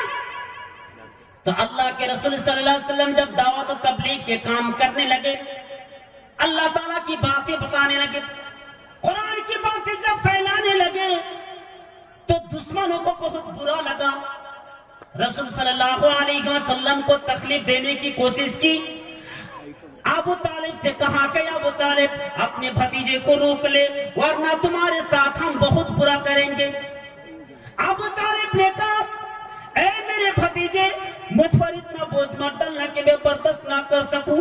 تمہارے خاندان والے تمہارے دشمنی ہو چکے ہیں، دشمن ہو چکے، تم اللہ تبارک و تعالیٰ کی بات بتانے سے تم رک جاؤ، قرآن کی بات پھیلانے سے تم رک جاؤ۔ ابو طالب نے کہا جب اس طرح کی بات کا تو جناب محمد رسول اللہ صلی اللہ علیہ وسلم نے فرمایا نہیں نہیں، جتنے کی میرے اوپر ظلم نہ کرے، میں اللہ تعالیٰ کی بات پھیلانے سے نہیں رکوں گا۔ اللہ کے رسول صلی اللہ علیہ وسلم جب آ رہے تھے، یعنی ابو طالب بیٹھے ہوئے تھے، اللہ کے رسول نے فرمایا جب اپنوں نے مجھے دھوکہ دیا، ابو لہب، ابو جہل، بڑے بڑے عتبہ، شیبہ، بڑے بڑے لوگوں نے اسلام قبول نہیں کیا، جب ان لوگوں نے دشمنی موڑ لی تو میرے چاچا ابو طالب جس میں سب سے زیادہ بھروسہ کرتا ہوں وہ بھی میرے ساتھ چھوڑ دیا۔ تب اللہ کے رسول صلی اللہ علیہ وسلم جا رہے تھے، ابو طالب نے کہا کہ محمد آؤ، میں تمہیں اجازت دیتا ہوں، جاؤ تم کھل کر۔ تم اللہ کے رسول نے سب سے پہلے یہ بات کہا تھا کہ اگر وہ لوگ ایک ہاتھ میں سورج دوسرے ہاتھ میں چاند اگر میرے اوپر رکھ دے تب بھی میں اللہ تبارک و تعالیٰ کی بات پھیلانے سے نہیں روکوں گا اور میں اسلام کو پھیلاتا رہوں گا۔ تو اسلام کی بات پہلے تو انفرادی تھی، اب اللہ کے رسول صلی اللہ علیہ وسلم کو حکم دیا گیا کہ آپ ڈائریکٹ آپ اسلام کی بات پھیلا کریں۔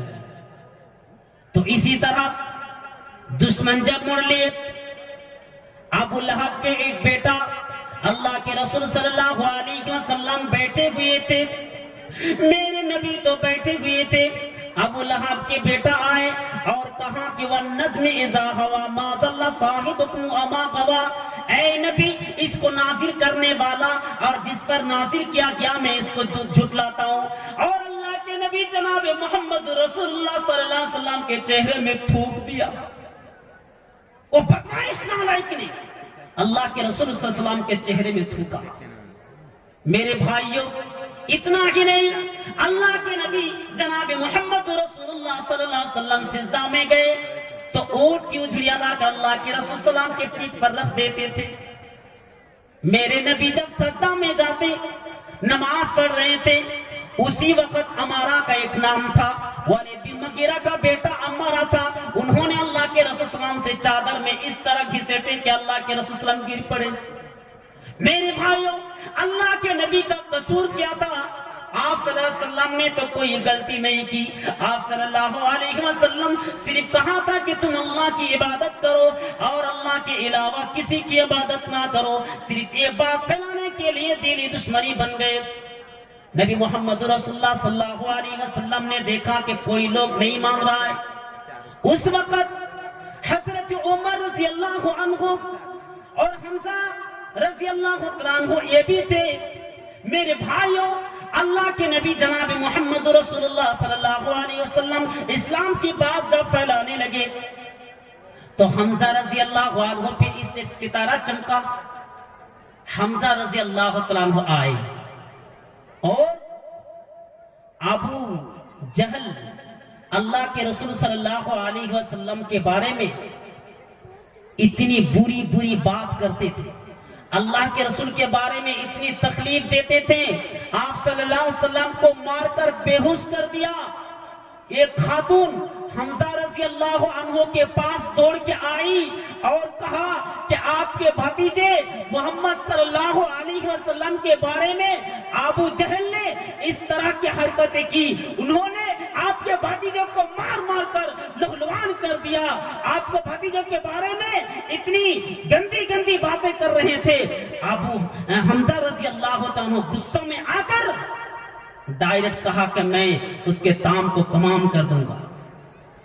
میرے بھتیجے کو نقصان پہنچایا ہے، میرے بھتیجے پر ظلم کیا ہے، اسی لیے حمزہ رضی اللہ عنہ اسی ارادے سے نکلے کہ جہاں بھی ملے اس کو میں ختم کر دوں. حمزہ رضی اللہ عنہ جب نکلے ابو جہل بیٹھے ہوئے تھے. حمزہ رضی اللہ عنہ آنے کے بعد کچھ نہیں کہا، ابو جہل کو مار مار کر لہلوان کر دیا. ابو جہل کے لوگ بھی خفا ہو گئے، حمزہ رضی اللہ عنہ کے لوگ بھی خفا ہو گئے. دونوں میں موڑبڑ، دونوں میں دشمنی موڑ لی. پھر کہا ابو جہل نے کہا کہ نہیں جھگڑا کرنے کی کوئی ضرورت نہیں، اختلاف کرنے کی کوئی ضرورت نہیں، فساد کرنے کی، فتنہ کرنے کی کوئی ضرورت نہیں ہے. میری ہی غلطی تھی، میں نے ہی اس کے بھتیجے کو مارا. تو میرے بھائیوں اللہ کے نبی جناب محمد رسول اللہ صلی اللہ علیہ وسلم کو مارنے کی وجہ سے حمزہ رضی اللہ عنہ نے کہا کہ سنو میں مسلمان ہو گیا ہوں، میں مسلمان ہو گیا ہوں. حضرت عمر رضی اللہ عنہ 3 دن کے بعد حمزہ رضی اللہ عنہ مسلمان ہونے کے بعد حمزہ رضی اللہ عنہ مسلمان ہونے کے بعد عمر رضی اللہ عنہ 3 دن کے بعد مسلمان ہوتے ہیں. کس طرح دیکھیے بھی ستارہ چمکا. اللہ کے رسول صلی اللہ علیہ وسلم نماز پڑھ رہے تھے اور عمر رضی اللہ عنہ فلا کی باتیں کر رہے تھے. یہ تو شاعر ہے، یہ تو جادوگر ہے، یہ تو کاہن ہے، یہ کوئی جادوگر کا قول ہے. تب اللہ کے رسول صلی اللہ علیہ وسلم سورہ واقعہ پڑھ رہے تھے، سورہ حقہ پڑھ رہے تھے. تو عمر رضی اللہ عنہ کا دل پگھلا، آپ کے دل میں اثر ہوا. نبی محمد رسول اللہ علیہ وسلم جب گئے عمر رضی اللہ عنہ گھر میں جانے کے بعد وہ کہا کہ آج میں محمد صلی اللہ علیہ وسلم کا ستارہ پوری طرح سے اٹھا دوں گا. آج میں محمد کو دنیا میں نہیں رکھوں گا، ختم کر دوں گا، اس کو دنیا سے اٹھا دوں گا، نام و نشان مٹا دوں گا ان کا میں. انہوں نے ہمارے معبودوں کو گالی دی، ہمارے دین کے بارے میں اس طرح کے باتیں کی، ہمارے معبودوں کے بارے میں لعن طعن کی. ان کے نام کو نام و نشان کو مٹا دوں گا. اس ارادے سے گھر سے نکلے, اس ارادے سے گھر سے نکلے. راستے میں ایک آدمی سے ملاقات ہوئی اور کہا کہ عمر تم کہاں جا رہے ہو؟ عمر رضی اللہ عنہ نے فرمایا کہ آج میں محمد صلی اللہ علیہ وسلم کے کام کو تمام کر دوں گا. آج محمد نام کا ستارہ نہیں رہے گا, دنیا سے اٹھا دوں گا. کہا کہ اے عمر, محمد صلی اللہ علیہ وسلم کو مارنے سے پہلے ذرا اپنے بہن کے بارے میں تو خبر لے, ذرا اپنے بہن بھی کے بارے میں تو خبر لے. وہ تو تمہارے دین کو چھوڑ دیا ہے, وہ تو دوسرے دین قبول کر چکے ہیں, وہ تو اسلام قبول کر چکے ہیں, وہ تو تمہارے معبودوں کو چھوڑ کر, تمہارے بابا اجداد کی زندگی کو یعنی معبودوں کو چھوڑ کر وہ تو اسلام میں داخل ہو گئے. کہا کہ کیا بات کرتے ہو؟ کہا کہ ہاں میں صحیح بات کرتا ہوں. اگر تمہیں معلوم نہیں, اگر تمہیں وشواس نہیں, یقین نہیں تو جاؤ خود تم چیک کر لو, خود تم جاؤ. جب عمر رضی اللہ عنہ اپنے بہن کے گھر نبی محمد رسول اللہ صلی اللہ علیہ وسلم کے گھر جانے سے پہلے جب اپنے بہن کے بارے میں خبر لی تو کیا دیکھتا ہے کہ خباب بن عارت رضی اللہ تعالیٰ عنہ قرآن تلاوت کر رہے تھے اور ان کی بہن بھی قرآن سن رہے تھے. عمر رضی اللہ تعالیٰ عنہ جانے کے بعد خباب رضی اللہ تعالیٰ عنہ چھپ گئے اور عمر رضی اللہ عنہ گھر میں پہنچے تو ان کی بہن بیٹھی ہوئی تھی اور ان کے بہنوں بھی بیٹھی ہوئے تھے. کہا کہ تم لوگ کیا کر رہے تھے؟ کہا کہ ہم لوگ اسلام قبول کر چکے, اشہد ان لا الہ الا اللہ و اشہد ان محمد عبدہ و رسولہ. میں گواہی دیتی ہوں کہ اللہ کے علاوہ کوئی پرماتما نہیں, اللہ کے علاوہ کوئی ایشور نہیں, اللہ کے علاوہ کوئی رب نہیں. میں گواہی دیتی ہوں کہ اللہ تبارک و تعالیٰ کے علاوہ کوئی معبود برحق نہیں, اور میں یہ بھی گواہی دیتی ہوں کہ حضرت محمد صلی اللہ علیہ وسلم اللہ کے رسول, اس کے بندے. میرے بھائیوں, جب اپنی بہن کی زبان سے اس طرح کی باتیں سنی تو انہوں نے اپنے بہن کو مار مار کر, فاطمہ کو مار مار کر لہلوار کر دیا. مارتے مارتے ان کے خون نکال آئے اور اپنے جب وہ بہنوں بھی آئے اس کو پکڑنے کے لیے تو ان دونوں کو مارا. پھر مارنے کے بعد جب دیکھا کہ وہ بھی اپنے آپ پر محسوس کرنے لگے, اثر پڑا. مارنے کے بعد افسوس ہوتا ہے, جب اپنے باپ اپنے بیٹا کو مرتا ہے بعد میں افسوس کرتا ہے کیوں مارا ہم نے اس کو, تو اسی طرح افسوس کرنے لگے. عمر رضی اللہ تعالیٰ عنہ فرماتے تم لوگ کیا پڑھ رہے تھے ذرا بتاؤ؟ تو سورہ توحہ تلاوت کر رہے تھے. انہوں نے کہا کہ مجھے بھی پڑھنے دو. آپ کی بہن کہتی ہے کہ اے عمر, پہلے تم پاک صاف ہو جاؤ, اس کے بعد تم قرآن پڑھنا. جاؤ پہلے تم غسل کرو, وضو کر کے آؤ, اس کے بعد تم قرآن پڑھنا. عمر رضی اللہ عنہ غسل کر کے آئے, وضو کر کے آئے, پھر قرآن تلاوت کی. خباب رضی اللہ عنہ فرماتے کہ ہم بے حد خوش ہوئے. ہم نے کہا کہ خوش آمدید ہے عمر. کیونکہ اللہ کے نبی جناب محمد رسول اللہ صلی اللہ علیہ وسلم رو رو کر جمعرات کے دن اللہ تعالیٰ سے دعا کرتے تھے, اللہ کی بارگاہ میں دعا کرتے تھے, اے اللہ ان دونوں فرعون میں سے کسی ایک کو تو اسلام میں داخل کر دینا. اسلام کی مدد کے لیے ان دونوں میں سے کسی ایک کو اسلام قبول کروا دینا, اسلام میں داخل کر دینا, یا تو ابو جہل یا عمر کو. اے اللہ اس طرح ہم دعا کرتے ہیں. اللہ کے نبی جناب محمد رسول اللہ صلی اللہ علیہ وسلم رو رو کر دعا کرتے تھے. خباب رضی اللہ عنہ فرماتے ہیں کہ اللہ کے نبی جناب محمد رسول اللہ صلی اللہ علیہ وسلم کی دعا قبول ہو گئی, دعا قبول ہو گئی اور وہ ستارہ چمکا. عمر رضی اللہ عنہ پھر بھی ننگی تلوار لے کر اس ارادے سے اللہ کے نبی صلی اللہ علیہ وسلم کے پاس گئے. راستہ میں جا رہے تھے, حمزہ رضی اللہ عنہ سے کہا کہ عمر آ رہا ہے. کہا کہ آنے دو, کیا ارادہ ہے, آنے دو. اگر صحیح طریقے سے صحیح نیت سے آئے تو ٹھیک بات ہے, ورنہ اس کی ہی تلوار سے اس کی ہی گردن کو اڑا دیں گے. آنے دو. عمر رضی اللہ عنہ جب گئے, کہا کہ کیا بات ہے عمر؟ کہا میں یہ دعا کرتا ہوں اشہد ان لا الہ الا اللہ و اشہد ان محمدن عبدہ و رسولہ، میں گواہی دیتا ہوں کہ اللہ کے علاوہ کوئی معبود برحق نہیں، اور میں یہ بھی گواہی دیتا ہوں کہ حضرت محمد صلی اللہ علیہ وسلم اللہ کے رسول اس کے بندے ہیں۔ اس کو سننے کے بعد صحابہ کرام رضی اللہ تعالیٰ عنہ کے دل میں ایک جان پیدا ہو گئی۔ وہ فرماتے ہیں کہ ہم لوگ اتنا خوش ہوئے کہ کبھی خوش نہیں ہوئے، اتنی خوشی ہوئی کہ اس سے پہلے کبھی اتنی خوشی نہیں ہوئی۔ ہم لوگ، ہمارا دل باغ باغ ہو گئے، ہمارے اندر جو ڈر تھا وہ ڈر دور ہو گیا۔ اب عمر رضی اللہ عنہ ابو جہل کے پاس گئے، دروازہ کے پاس کھٹکھٹانے لگے۔ کون ہے؟ میں عمر ہوں۔ کیا بات ہے؟ عمر خوش آمدید، تم آؤ، گھر آ جاؤ، اندر آؤ۔ کہا کہ نہیں، میں اسلام قبول کر چکا ہوں، اور اللہ کے رسول صلی اللہ علیہ وسلم جو لے کر آئے ہیں اس کو بھی میں، اس پر بھی ایمان لے آیا ہوں۔ ابو جہل نے کھڑکی بند کر دیا، دروازہ بند کر دیے۔ عمر رضی اللہ عنہ نکل گئے۔ چاروں طرف سے اللہ کے رسول صلی اللہ علیہ وسلم کو مارنے کی پلاننگ کی گئی۔ میرے بھائیوں، جب ابو طالب کا انتقال ہو گیا، جب ابو طالب کا سایہ اٹھ گیا محمد صلی اللہ علیہ وسلم سے، کچھ دن کے بعد حضرت خدیجہ رضی اللہ عنہا بھی دنیا سے رخصت کر جاتی ہے۔ تب اللہ کے رسول صلی اللہ علیہ وسلم کو طرح طرح کی ظلم کرنے لگے، اللہ کے رسول صلی اللہ علیہ وسلم پر طرح طرح کے ظلم و ستم کرنے لگے، اتنی تکلیف دینے لگے، اتنے دکھ دینے لگے۔ اللہ کے رسول صلی اللہ علیہ وسلم کو مجبوراً مکہ چھوڑ کر طائف کی طرف جانا پڑا۔ طائف کی سفر کے لیے نکلے۔ کیوں؟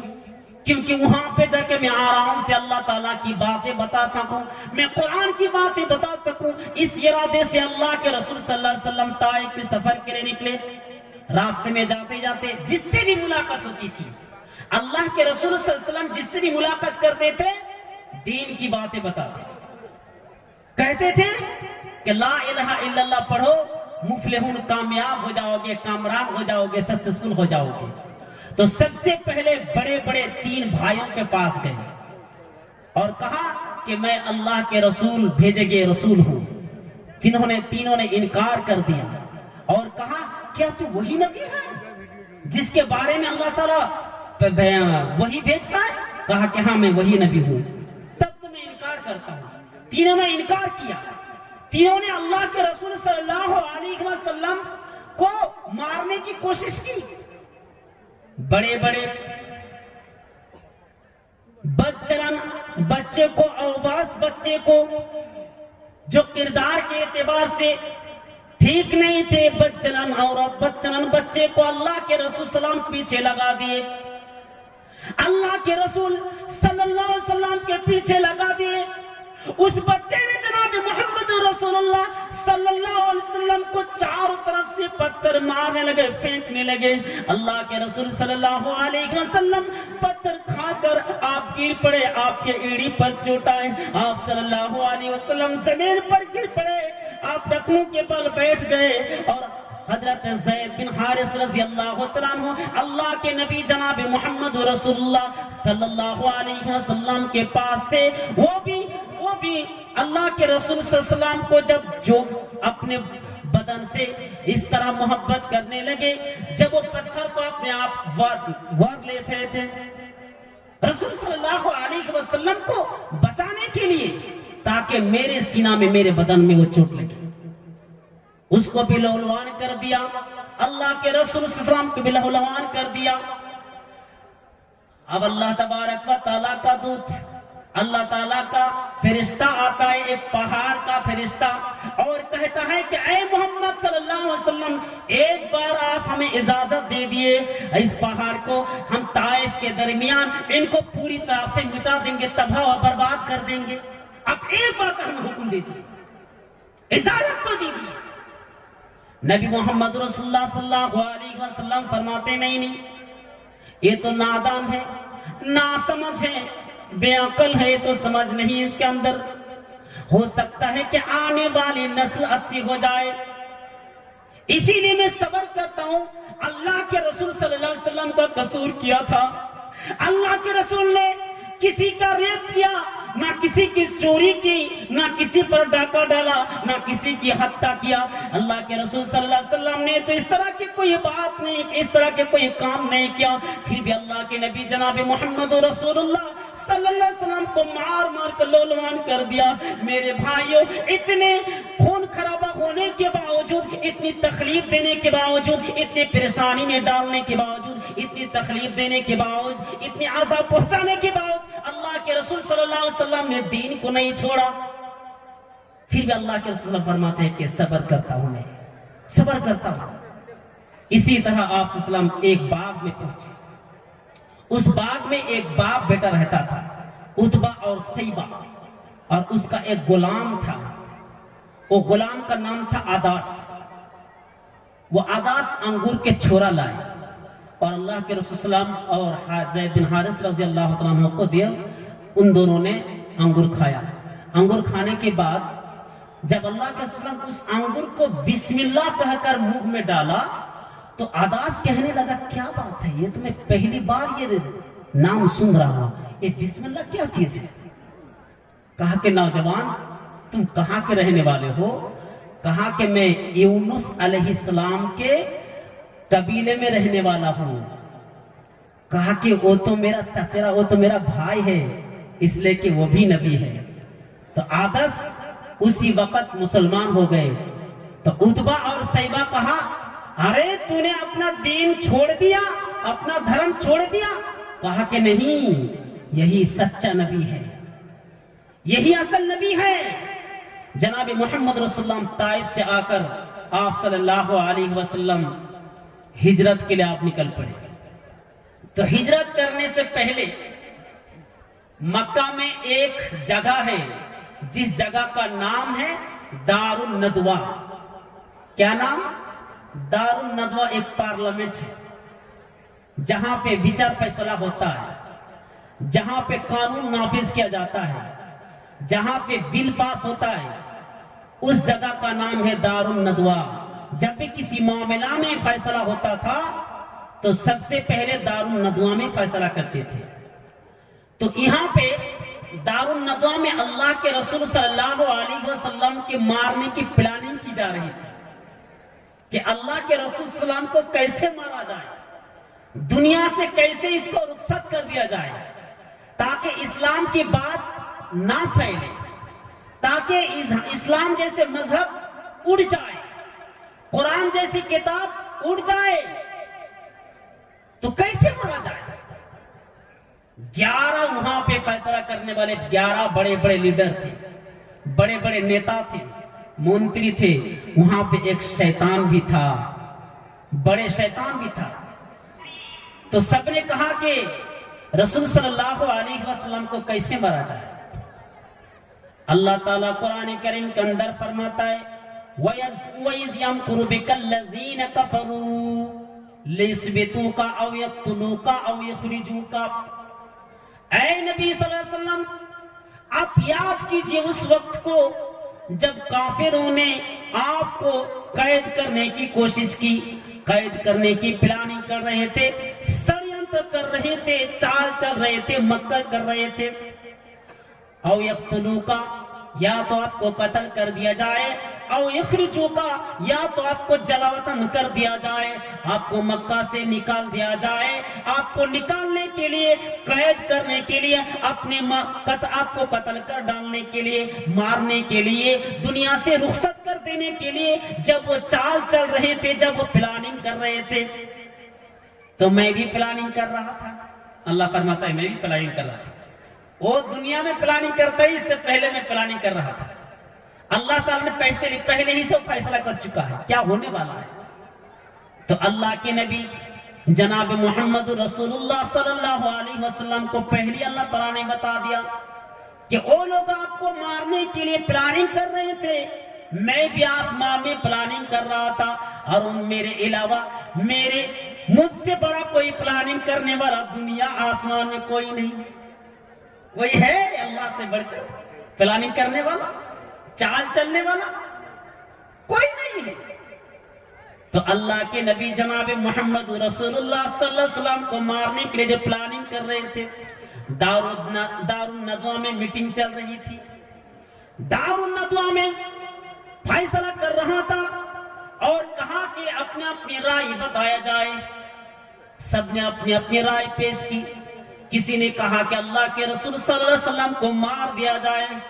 शैतान ने कहा नहीं नहीं नहीं, ये वो नहीं हो सकता, नहीं, उसको मारने से और जो उनके साथी है हमारे ऊपर टूट पड़ेंगे, हमला करेंगे, नहीं ये नहीं हो सकता, ये राय ठीक नहीं है।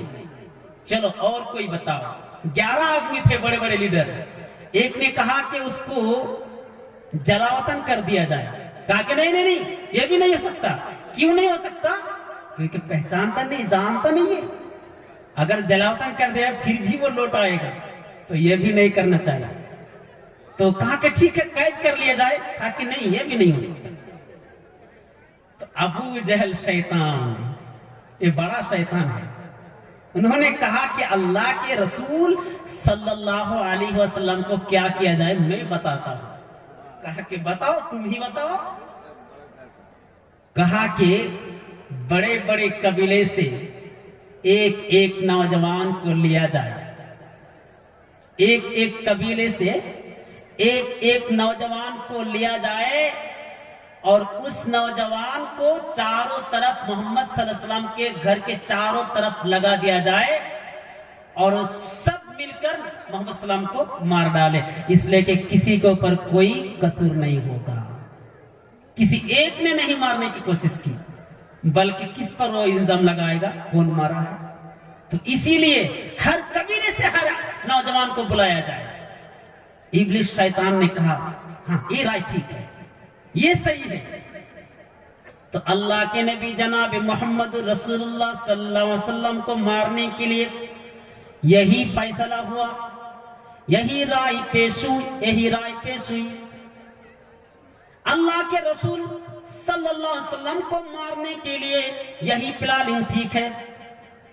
सबने एक्सेप्ट किया, सबने कबूल किया, ठीक है, यही ठीक है। नबी मोहम्मद रसूलुल्लाह सल्लल्लाहु अलैहि वसल्लम सोए हुए थे। अल्लाह तबारक व तआला ने जनाब मोहम्मद रसूलुल्लाह सल्लल्लाहु अलैहि वसल्लम से कहा कि ऐ मोहम्मद, तुम अभी के अभी घर से निकल जाओ। तुम नहीं जानते आपको मारने के लिए दुश्मन ने क्या चाल चली है, दुश्मन ने क्या प्लानिंग की, आप नहीं जानते। आप अभी घर से निकल जाए। जनाब मोहम्मद रसूलुल्लाह सल्लल्लाहु अलैहि वसल्लम सबसे पहले अबू बकर के पास गए। दोपहर के वक्त आयशा रजी अल्लाह तआला अन्हा बयान करती है, क्या बात है, अल्लाह के रसूल तो इस टाइम नहीं आते कभी भी। ये जो वक्त है ये अल्लाह के रसूल कभी नहीं आता इस टाइम में। क्या हुआ आज अचानक इस टाइम आ गया हमारे घर? अबू बकर भी ताज्जुब हो गए। अबू बकर कहा, मेरी माँ बाबा पर कुर्बान हो अल्लाह के रसूल, क्या बात है, आप तो इस वक्त कभी नहीं आते। कहा कि ऐ अबू बकर, अल्लाह ताला ने हमें हुक्म दिया है, हमें हिजरत करना है, मक्का छोड़ देना है, मक्का छोड़कर मदीना हिजरत करना है। अबू बकर ने कहा कि मेरी माँ कुर्बान हो आप पर, ऐ अल्लाह के रसूल आपने कह दिया हम मान गए। इसीलिए उसको तो सिद्दीक का टाइटल मिला। अबू बकर सिद्दीक रज़ी अल्लाह अन्हु सबसे पहले अल्लाह के रसूल सल्लल्लाहु अलैहि वसल्लम को तस्दीक करने वाले अबू बकर रज़ी अल्लाह अन्हु है। मेरे भाइयों, अल्लाह के नबी जनाब मोहम्मद रसूलुल्लाह सल्लल्लाहु अलैहि वसल्लम घर आए और अल्लाह के नबी ने फरमाया कि हम रात को निकलेंगे, मक्का से हम रात को निकलेंगे। अल्लाह के रसूल घर आए और अपने दामाद आली रज़ी अल्लाह तआला अन्हु से कहा कि ऐ आली, तुम मेरे घर पे, तुम मेरे बिस्तर पे सो जाना, इसलिए कि मैं इस मक्का को छोड़कर जा रहा हूं। अल्लाह ताला की अगर तौफीक हो तो फिर लौट कर आऊंगा। मेरे भाई, अल्लाह के नबी जनाब मोहम्मद रसूलुल्लाह सल्लल्लाहु अलैहि वसल्लम हजरत आली रज़ी अल्लाह तआला अन्हु से बातचीत कर रहे थे। चारों तरफ से दुश्मनों ने अल्लाह के नबी जनाब मोहम्मद रसूलुल्लाह सल्लल्लाहु अलैहि वसल्लम के घर को चारों तरफ से घेर लिया, पड़ाव डाला। क्यों? क्योंकि अल्लाह के रसूल सल्लल्लाहु अलैहि वसल्लम को मार दिया जाए, खत्म कर दिया जाए। अब वो जहल तो बहुत खुश है, नहीं बचेगा मोहम्मद, उसको आज खत्म कर देंगे, नाम और निशान मिटा देंगे। वो बहुत अल्लाह अल्लाह करता है ना, वो तौहीद की बात करता है, कुरान हदीस की बात करता है, उनको मिटा दिया जाएगा। मेरे भाइयों, हजरत मोहम्मद सल्लल्लाहु अलैहि वसल्लम हजरत अली रजी अल्लाह तआला अन्हु को बुलाया। हजरत अली रजी अल्लाह तआला अन्हु आए और अल्लाह के नबी जनाब मोहम्मद रसूलुल्लाह सल्लल्लाहु अलैहि वसल्लम के घर में आप सलाम के बिस्तर पर सो गए और कहा कि कभी भी तू मत बताना कि हमने इस घर को छोड़कर चले गए। अल्लाह ताला ने हुक्म दिया कि ऐ मोहम्मद सल्लल्लाहु अलैहि वसल्लम आप अपने मुट्ठी में एक मुट्ठी उठाई, मिट्टी को ले मुट्ठी भर, और उस मिट्टी में ला इलाहा इल्लल्लाह मुहम्मद रसूलुल्लाह, या तो ये सूरह यानी यासीन की आयत वजअलना मिन बैन ऐदीहिम सद्दा व मिन खल्फिहिम सद्दा फअगशैनाहुम फहुम ला युबसिरून। ये आयत पढ़कर जनाब मोहम्मद रसूलुल्लाह सल्लल्लाहु अलैहि वसल्लम ने फूंक मारकर इस तरह के छिटा दिया। अल्लाह के रसूल सल्लल्लाहु अलैहि वसल्लम जब मिट्टी को फेंका, हर किसी के सर पर मिट्टी गिर गए, किसी को कोई पता नहीं चला कि अल्लाह के रसूल कब निकल गए। सबकी आंखों में अल्लाह ताला ने पर्दा डाल दिया, सबकी आंखों में अल्लाह तबारक व तआला पर्दा डाल दिया। अल्लाह जिसको मिटाना चाहे कोई बचाने वाला नहीं, और अल्लाह जिसको बचाए कोई मिटाने वाला नहीं। हजरत मोहम्मद सल्लल्लाहु अलैहि वसल्लम घर से निकले और उस दुआ को पढ़कर सूरह यासीन की आयत पढ़कर निकले, और दुश्मन तो उसी तरह खड़े हुए थे, किसी को कोई पता नहीं चला। अल्लाह के रसूल सल्लल्लाहु अलैहि वसल्लम घर से निकल गए। घर से निकालने के बाद सबसे पहले आप सल्लल्लाहु अलैहि वसल्लम अपने साथी हजरत अबू बकर रजी अल्लाह अन्हु के घर गए।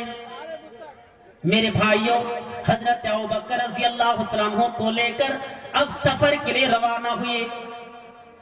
इधर मक्का वालों यानी उस अल्लाह के नबी जनाब मोहम्मद रसूलुल्लाह सल्लल्लाहु अलैहि वसल्लम के घर में एक आदमी आए और कहा कि तुम लोग किसका इंतजार कर रहे हो? कहा कि मोहम्मद सल्लल्लाहु अलैहि वसल्लम का इंतजार कर रहा हूं।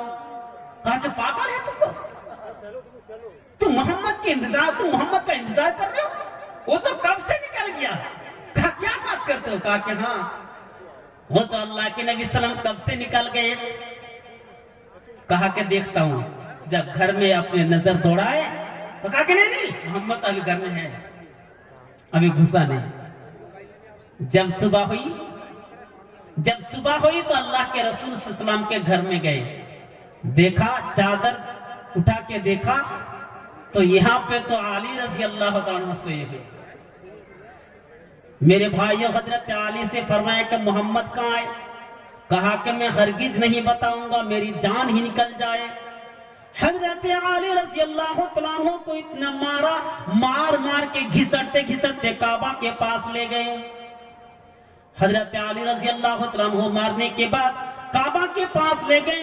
अबू जहल, अबू लहब बड़े वहां पे हजरत मोहम्मद यानी अबू बकर रज़ी अल्लाह तआला अन्हु के घर गए और आसमां से कहा कि आसमां, तुम्हारा बाप कहाँ है? कहा कि हमें कोई पता नहीं। आसमां को अबू जहल ने इतना जोर से थप्पड़ मारा कि आसमां के कान की जो बाली थी वो गिर गई, वो बाली गिर गई और खून निकल आए। इतना बदमाश, इतना जलील, उन्होंने ऐलान कर दिया कि जाओ, जिसको मोहम्मद सल्लल्लाहु अलैहि वसल्लम को पकड़ कर लाएगा उसको इनाम में 100 ऊंट दिया जाएगा। ये ऐलान सुनकर बहुत सारे लोग रास्ता में निकल पड़े। अल्लाह के नबी जनाब मोहम्मद रसूलुल्लाह सल्लल्लाहु अलैहि वसल्लम हजरत अबू बकर को लेकर एक ऊंट पर सवार होकर एक जगह पहुंचे। उस जगह का नाम गार सौर। उस गार में पहुंचे। अल्लाह के रसूल सल्लल्लाहु अलैहि वसल्लम पनाह लेने के लिए उस गार के अंदर गए और दुश्मन उस गार के चारों तरफ घूम रहे थे। हजरत अबू बकर रज़ी अल्लाह तआला अन्हु رونے لگے.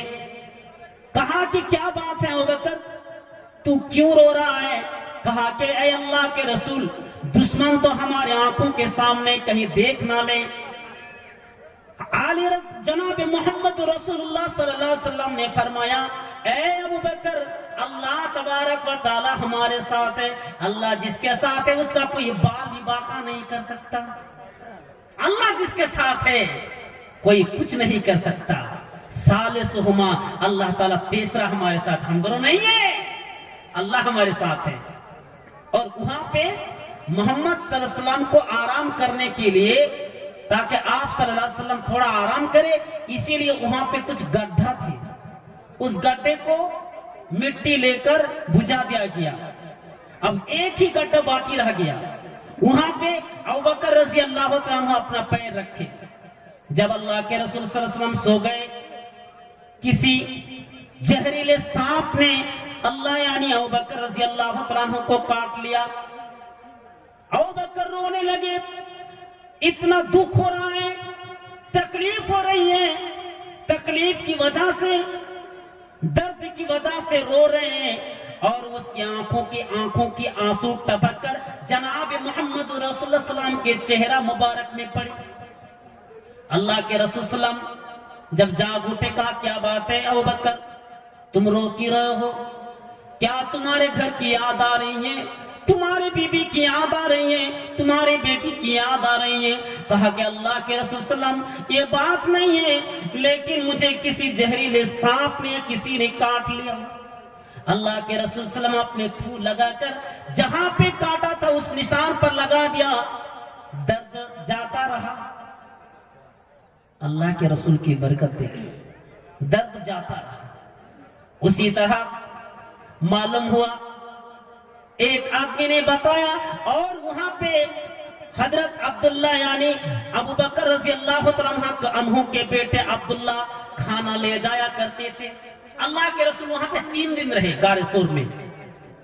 اور ایک آدمی کو پتا چلا جس کا نام ہے سورقہ, اس کو پتا چلا کہ 100 اونٹ انعام میں دیا جائے گا اگر محمد صلی اللہ علیہ وسلم کو پکڑ لیا جائے.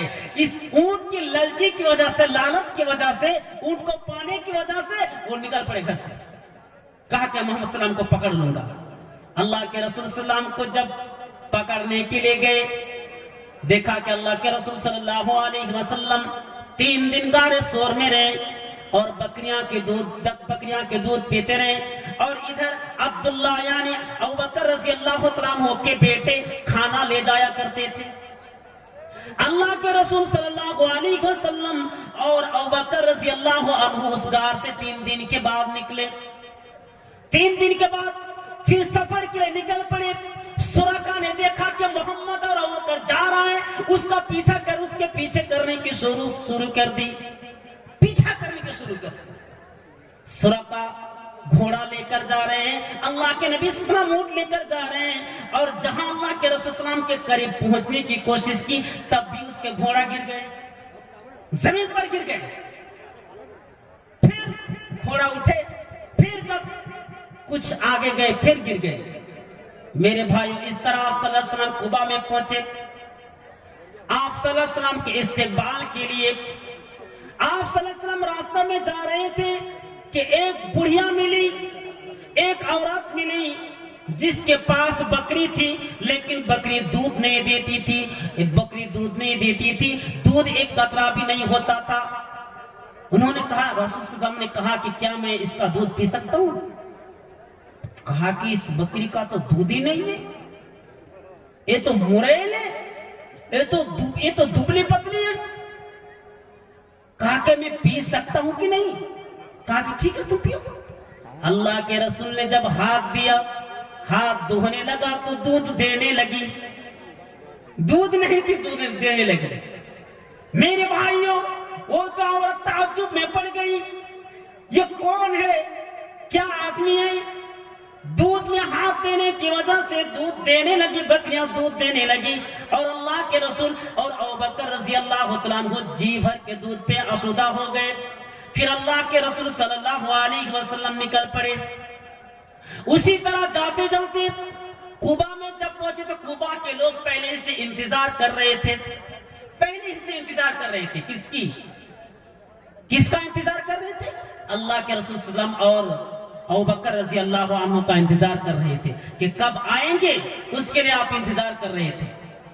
جب صبح ہوتی تو وہ لوگ آ جاتے، پھر شام ہوتی تو پھر چلے جاتے. 1 2 3 دن انتظار کر رہے کہ نبی کو دیکھیں گے، لیکن اللہ کے رسول صلی اللہ علیہ وسلم جب قبا پہنچے تو ایک آدمی چھت سے دیکھ رہا ہے عیسائی، اور کہا کہ تم لوگ جس کا انتظار کر رہے تھے وہ آ گیا. سب گھر سے نکل کر آئے اللہ کے رسول صلی اللہ علیہ وسلم کے استقبال کے لیے، آپ کی سوغات کے لیے آئے، استقبال کرنے کے لیے آئے. جناب محمد رسول اللہ صلی اللہ علیہ وسلم کے پاس جب آئے، ابوبکر رضی اللہ عنہ آپ صلی اللہ علیہ وسلم کے ساتھ تھے. نبی صلی اللہ علیہ وسلم کو بیٹھنے کے لیے جگہ دی گئی، میز یا کرسی دی گئی. اللہ کے رسول صلی اللہ علیہ وسلم بیٹھے، لیکن لوگ ابھی پہچان نہیں پائے کہ محمد کون ہے، نبی کون ہے. ان دونوں میں سے کسی نے پہچان نہیں پایا، کوئی آدمی پہچان نہیں پایا. میرے بھائیوں، نبی صلی اللہ علیہ وسلم پہلے ہی سے بیٹھے ہوئے تھے. حضرت ابوبکر رضی اللہ عنہ گئے تو تمام لوگ حضرت ابوبکر کے پاس آ گئے اور انہیں سایہ کرنے لگے، خاطرداری کرنے لگے. اور اللہ کے رسول صلی اللہ علیہ وسلم کو حضرت ابوبکر چادر لے کر دھوپ سے بچانے لگے. یہ تو تعجب میں پڑ گئے، ہم لوگ اس کو مطلب خاطرداری کر رہے ہیں اور وہ اس کو مطلب دھوپ کے سایہ سے بچا رہے ہیں. پتا چلا کہ یہی ہے محمد صلی اللہ علیہ وسلم، تو پہچان نہیں پائے. یہ اللہ کے رسول صلی اللہ علیہ وسلم کی ہجرت. ایک کے بعد دیگر نبی محمد رسول اللہ صلی اللہ علیہ وسلم جب مدینہ گئے اور ایک بات پیش آئی، بدر، احد، یہ تمام چیزیں پیش آئی. ایک آدمی، ایک عورت نبی محمد رسول اللہ صلی اللہ علیہ وسلم سے اتنی محبت کرتی تھی، اتنی چاہتی تھی، اتنی محبت کرتی تھی کہ احد کے میدان میں جنگ احد سے مدینہ چل کر آ رہی تھی. راستے میں کچھ لوگوں سے ملاقات ہوئی، کہنے لگا کہ اے عورت تو کہاں جا رہی ہے، اے عورت تو کہاں جا رہی ہے. تو اس عورت نے کہا کہ میں جناب محمد رسول اللہ صلی اللہ علیہ وسلم کی خبر گیری کرنے کے لیے جا رہی ہوں. کہا کہ نہیں، محمد صلی اللہ علیہ وسلم کو دیکھنے کی تمہیں وقت، دیکھنے کی فرصت کہاں ہے، کیونکہ آج کے میدان میں، آج کے دن میں تیرا باپ، تیرا بھائی، تیرا شوہر، تیرا بیٹا انتقال کر چکا ہے، تیرا پورا پریوار، تیرا پورا خاندان شہید ہو گئے. میدان جنگ میں شہید ہوئے. کہا کہ مجھے اپنے بیٹا دیکھنے کی ضرورت نہیں، مجھے اپنے شوہر کو دیکھنے کی ضرورت نہیں، مجھے اپنے بھائی کو دیکھنے کی ضرورت نہیں، مجھے اپنے باپ کو دیکھنے کی ضرورت نہیں. ذرا مجھے بتاؤ کہ اللہ کے نبی صلی اللہ علیہ وسلم کی حالات میں لوگوں نے کہا کہ الحمدللہ اللہ کے نبی جناب محمد رسول اللہ صلی اللہ علیہ وسلم صحیح سلامت ہے. رسول صلی اللہ علیہ وسلم صحیح سلامت. پھر راستے میں جب گئی، پھر لوگوں نے کہا کہ تم کہاں جا رہی ہو. کہا کہ اللہ کے نبی جناب محمد رسول اللہ صلی اللہ علیہ وسلم کی خبر گیری کرنے کے لیے. کہا کہ رسول صلی اللہ علیہ وسلم کو دیکھنے کی تمہیں فرصت کہاں ہے، کیونکہ آج کے میدان جنگ میں تیرا بیٹا، تیرا باپ، تیرا شوہر، تیرا بھائی انتقال کر چکا ہے. کہا کہ مجھے ان کو دیکھنے کی ضرورت نہیں. ذرا اے بتاؤ، اتنا دکھ بھرا غم لے کر پھر بھی کہا کہ اللہ کے رسول صلی اللہ علیہ وسلم ذرا یہ بتاؤ کہ نبی محمد رسول اللہ صلی اللہ علیہ وسلم کی حالات میں. لوگوں نے کہا کہ الحمدللہ اللہ کے نبی جناب محمد رسول اللہ صلی اللہ علیہ وسلم صحیح سلامت ہے. جب اللہ کے رسول صلی اللہ علیہ وسلم کے پاس گئے تو اللہ کے نبی کو دیکھ کر کہا کہ کل مصیبت بعدک زلال. اے اللہ کے رسول، آپ کو دیکھنے کے بعد تمام مصیبت دور ہو گئی. یہ اللہ کے رسول صلی اللہ علیہ وسلم سے محبت کرتے تھے. جنگ بدر میں 2 آدمی یعنی 2 لڑکا، ایک معاوض اور ایک معاذ، افرا کے 2 بیٹے، اپنے چاچا عبداللہ بن مسعود سے کہہ رہا ہے کہ اے میرے چاچا جان، آپ ہمیں بتا دیجئے کہ محمد کو گالی دینے والا کون ہے، محمد کو دکھ دینے والا کون ہے، محمد کو پریشان کرنے والا کون ہے؟ ذرا آپ ہمیں بتا دیجیے۔ کہا کہ میں اشارہ کرنے ہی والا تھا۔ عبداللہ بن مسعود رضی اللہ تعالیٰ عنہ کہتا ہے کہ چھوٹے چھوٹے بچے کیا کرے گا تو جان کر؟ کہا کہ اے چاچا جان، آپ ہمیں بتا دیجئے کہ اللہ کے رسول صلی اللہ علیہ وسلم کو مارنے والا، اللہ کے نبی جناب محمد رسول اللہ صلی اللہ علیہ وسلم کو دکھ دینے والا کون؟ عبداللہ بن مسعود رضی اللہ تعالیٰ عنہ کہتے ہیں کہ میں انگلی سے اشارہ ہی کرنے والے تھے کہ دونوں بچے ٹوٹ پڑے، اور دونوں بچے ٹوٹ پڑے، ابو جہل کے پاس گئے اور ابو جہل کے گردن اڑا دیا۔ دونوں بچے نے ابو جہل کے گردن کو اڑا دیا۔ عبداللہ بن مسعود رضی اللہ تعالیٰ عنہ گئے، کہا کہ دیکھا ابو جہل تو پڑے ہوئے ہیں۔ ابو جہل افسوس کرتا ہے، مجھے اس بات کا دکھ نہیں کہ میں مر رہا ہوں، مجھے اس بات کا دکھ ہے کہ میں معمولی سی بچے کے ہاتھ سے مر رہا ہوں۔ معمولی بچہ ہے جو ابھی تک اسلام کے بارے میں کچھ نہیں جانتا ہے، مجھے اس بات کا دکھ ہے کسی بڑے آدمی کے ہاتھ سے میں نہیں مر رہا۔ عبداللہ بن مسعود نے گردن کے رگ کو کاٹ کر، چمڑی کو کاٹ کر اللہ کے رسول صلی اللہ علیہ وسلم کے پاس آئے، اور اللہ کے رسول صلی اللہ علیہ وسلم نے فرمایا کہ آج کا فرعون ختم ہو گیا۔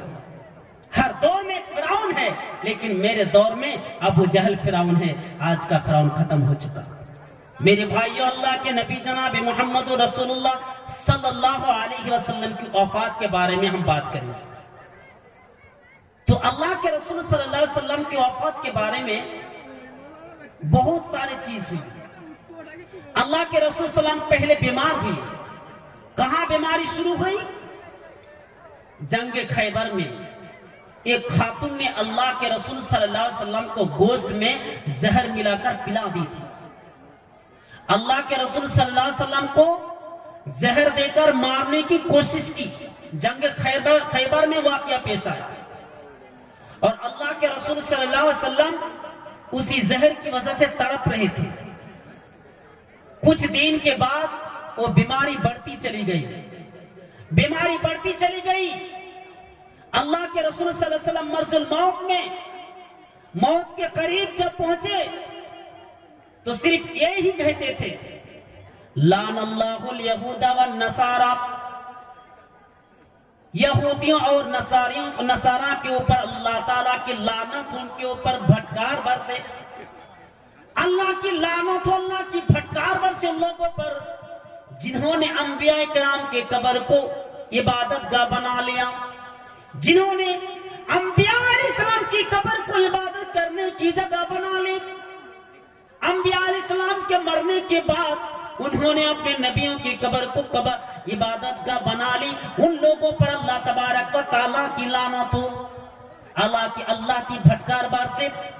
میرے بھائی، اللہ کے نبی جناب محمد رسول اللہ صلی اللہ علیہ وسلم مضطرب ہیں، بے قرار ہیں، بے چین ہیں، پھر بھی مرض الموت میں اللہ کے نبی صلی اللہ علیہ وسلم فرماتے ہیں الصلاۃ الصلاۃ وما ملکت ایمانکم، تم نماز کبھی نہیں چھوڑنا۔ اللہ کے نبی جناب محمد رسول اللہ صلی اللہ علیہ وسلم مرض الموت کے قریب اللہ کے رسول صلی اللہ علیہ وسلم نماز کے لیے یہی بات بتاتے تھے کہ تم نماز کبھی نہیں چھوڑنا۔ یہودیوں کے اوپر لعنت ہو، بھٹکار برسے۔ جب میرے بھائیوں اللہ کے رسول صلی اللہ علیہ وسلم کی مرنے کی جب قریب پہنچے، جب آپ کی مرض الموت اور زیادہ بیماری بڑھ گئی، تو اللہ کے رسول صلی اللہ علیہ وسلم اٹھ نہیں پا رہے تھے۔ اللہ کے نبی صلی اللہ علیہ وسلم کبھی ادھر لیٹتے، کبھی ادھر کرٹ مارتے۔ نبی محمد رسول اللہ صلی اللہ علیہ وسلم اپنے لوٹا میں ہاتھ کو رکھتے اور فرماتے اِنَّا سَكْرَةُ الْمَوْتِ، موت کی سختی کتنی کٹھین ہے، موت کی سختی کتنی کٹھین ہے۔ میرے بھائیوں، نبی محمد رسول اللہ صلی اللہ علیہ وسلم حضرت عائشہ رضی اللہ تعالی عنہ کے گھر میں آپ صلی اللہ علیہ وسلم جانے کی کوشش کی۔ کہا کہ میں عائشہ رضی اللہ تعالی عنہ کے گھر میں جاؤں گا۔ تمام بیویوں نے اجازت دے دی کہ آپ اسی کے گھر میں جائیے۔ حضرت عائشہ رضی اللہ تعالی عنہ کے گود میں اللہ حضرت عائشہ رضی اللہ عنہا کے ران میں اللہ کے نبی جناب محمد رسول اللہ صلی اللہ علیہ وسلم اپنے ماتھا اپنے سر کو رکھ دیے، اور رکھنے کے بعد حضرت محمد صلی اللہ علیہ وسلم اوپر کی طرف دیکھ رہے ہیں اور اشارہ کر رہے ہیں کہ مجھے مسواک دو۔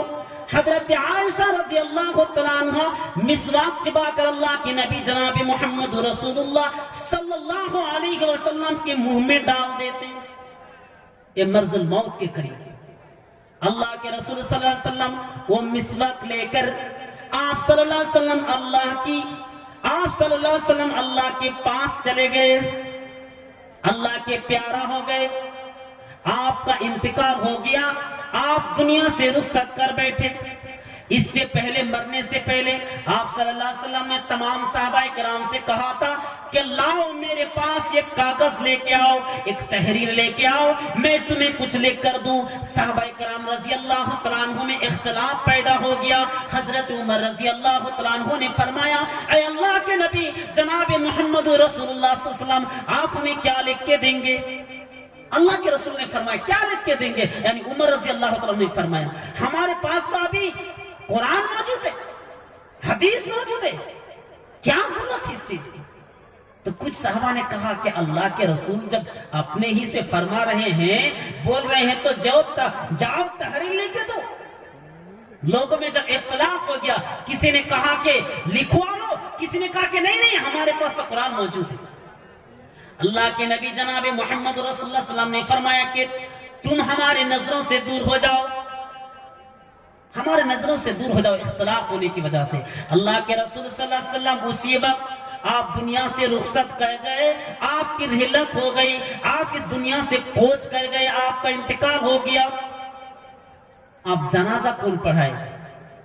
نبی محمد رسول اللہ کو محمد رسول اللہ صلی اللہ علیہ وسلم کی جنازہ کی نماز کون پڑھائے گا؟ تو 10 آدمی آپ کی جنازہ پڑھائے۔ پہلے 10 آدمی گھسے، جنازہ پڑھ کے آئے، پھر 10 آدمی گھسے، پھر جنازہ پڑھ کے آئے۔ دیکھیے اللہ کے رسول صلی اللہ علیہ وسلم جنم لیے تھے دوشنبہ کے دن یعنی سموار کے دن، اور آپ صلی اللہ علیہ وسلم کا انتقال بھی سموار ہی میں ہوا تھا۔ یعنی دوشنبہ کے دن اللہ کے رسول صلی اللہ علیہ وسلم اس دنیا سے رخصت کر گئے۔ تو نبی محمد رسول اللہ صلی اللہ علیہ وسلم کی زندگی ہمارے لیے آئیڈیا ہے، ہمارے لیے نمونہ ہے۔ اسی لیے میرے بھائیوں، میں نے ایک حدیث آپ کے سامنے پڑھی تھی، وہ حدیث میں ترجمہ کرتا ہوں۔ لا یؤمن احدکم حتی اکون احب الیہ من والدہ وولدہ والناس اجمعین۔ تم میں سے کوئی اس وقت تک مومن نہیں ہو سکتا، اس وقت تک کامل مومن نہیں ہو سکتا جب تک کہ تم اپنی مال، اپنی ضرورت، اپنی اولاد، اپنے جان و مال، اپنے تمام چیزوں سے زیادہ مجھے محبوب نہ بنا لو، پیارا نہ ہو جاؤ، تب تک تم مومن نہیں ہو سکتا۔ یعنی اللہ کے نبی جناب محمد رسول اللہ صلی اللہ علیہ وسلم کی محبت تمام چیزوں سے بڑھ کر ہونی چاہیے، اپنے اولاد سے بھی بڑھ کر، اپنی ضروریات سے بھی بڑھ کر، اپنے باپ سے بھی بڑھ کر، اپنی مال و دولت سے بھی بڑھ کر اللہ کے نبی جناب محمد رسول اللہ صلی اللہ علیہ وسلم کی محبت ہونی چاہیے۔ اس لیے اللہ کے رسول صلی اللہ علیہ وسلم حضرت عمر رضی اللہ تعالیٰ عنہ کے ہاتھ میں پکڑے ہوئے تھے۔ حضرت عمر رضی اللہ تعالیٰ عنہ نے فرمایا اے اللہ کے رسول، آپ کو میں تمام چیزوں سے محبت کرتا ہوں، سب سے بڑھ کر محبت کرتا ہوں، لیکن میں اپنی جان سے محبت نہیں کرتا۔ اللہ کے رسول صلی اللہ علیہ وسلم نے فرمایا اے عمر، تم مومن نہیں ہو سکتے جب تک کہ تم اپنے جان سے بھی زیادہ محبت نہ کرو۔ عمر رضی اللہ تعالیٰ عنہ نے فرمایا اے اللہ کے رسول، میں آپ کو اپنی جان سے بھی زیادہ محبت کرتا ہوں۔ رسول صلی اللہ علیہ وسلم نے فرمایا اے عمر، الآن ابھی تم پورا مکمل مومن ہو چکے۔ میرے بھائی،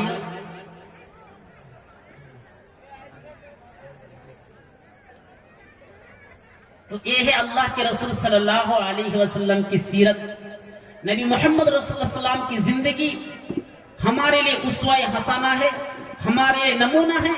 قرآن مجید میں ایک جگہ اللہ تعالیٰ نے فرمایا قل ان کان آباؤکم واخوانکم وازواجکم وابناؤکم واخوانکم وازواجکم وعشیرتکم واموال اقترفتموها، اللہ تبارک و تعالی 8 چیزوں کے نام لے کر فرمایا قل ان کان آباؤکم، اے نبی جناب محمد رسول اللہ صلی اللہ علیہ وسلم آپ فرما دیجئے لوگوں سے کہ اگر تم اپنے باپ سے محبت کرنا چاہتے ہو، اگر تم اپنے باپ سے محبت کرتے ہو، وَأَبْنَاؤُكُمْ، اگر تم اپنے بیٹوں سے محبت کرتے ہو، وَإِخْوَانُكُمْ، اگر تم اپنے بھائی سے محبت کرتے ہو، وَأَزْوَاجُكُمْ، اگر تم اپنے بیوی سے محبت کرتے ہو، اپنے جوڑوں سے محبت کرتے ہو، اپنے گھر والی سے محبت کرتے ہو، وَأَمْوَالٌ اقْتَرَفْتُمُوهَا،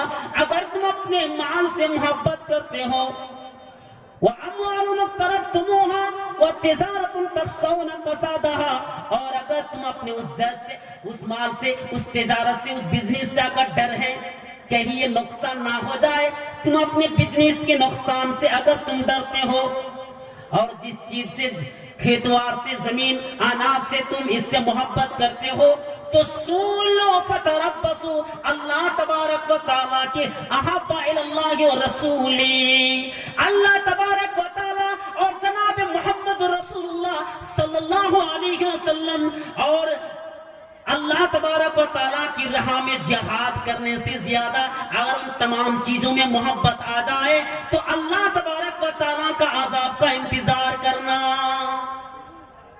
کیا پتا چلا؟ 8 چیزوں سے محبت ہے، لیکن محمد صلی اللہ علیہ وسلم سے بڑھ کر اگر محبت ہو جائے، اللہ سے بڑھ کر اگر محبت ہو جائے، جہاد سے بڑھ کر اگر محبت ہو جائے تو تم اللہ تبارک و تعالیٰ کا عذاب کا انتظار کرنا۔ کیا مطلب؟ باپ سے کوئی محبت نہیں کر، ہے محبت ہے، لیکن محبت کیسی ہونی چاہیے؟ نماز کا ٹائم ہونے والا ہے، اذان ہو چکی ہے، جماعت کھڑی ہونے والی ہے، ادھر اذان، مؤذن تم کو بلا رہے ہیں، اللہ تبارک و تعالیٰ اپنے گھر کی طرف بلا رہے ہیں، اور تم اپنے بیٹوں سے محبت کرتے ہو، اپنے بیوی سے محبت کرتے ہو، اور ادھر جماعت بھی کھڑے ہونے والی ہے، جماعت ختم بھی ہو گئے، پھر بھی نماز پڑھنے کے لیے نہیں آئے۔ میرے بھائیوں، بہانہ نہیں چاہیے۔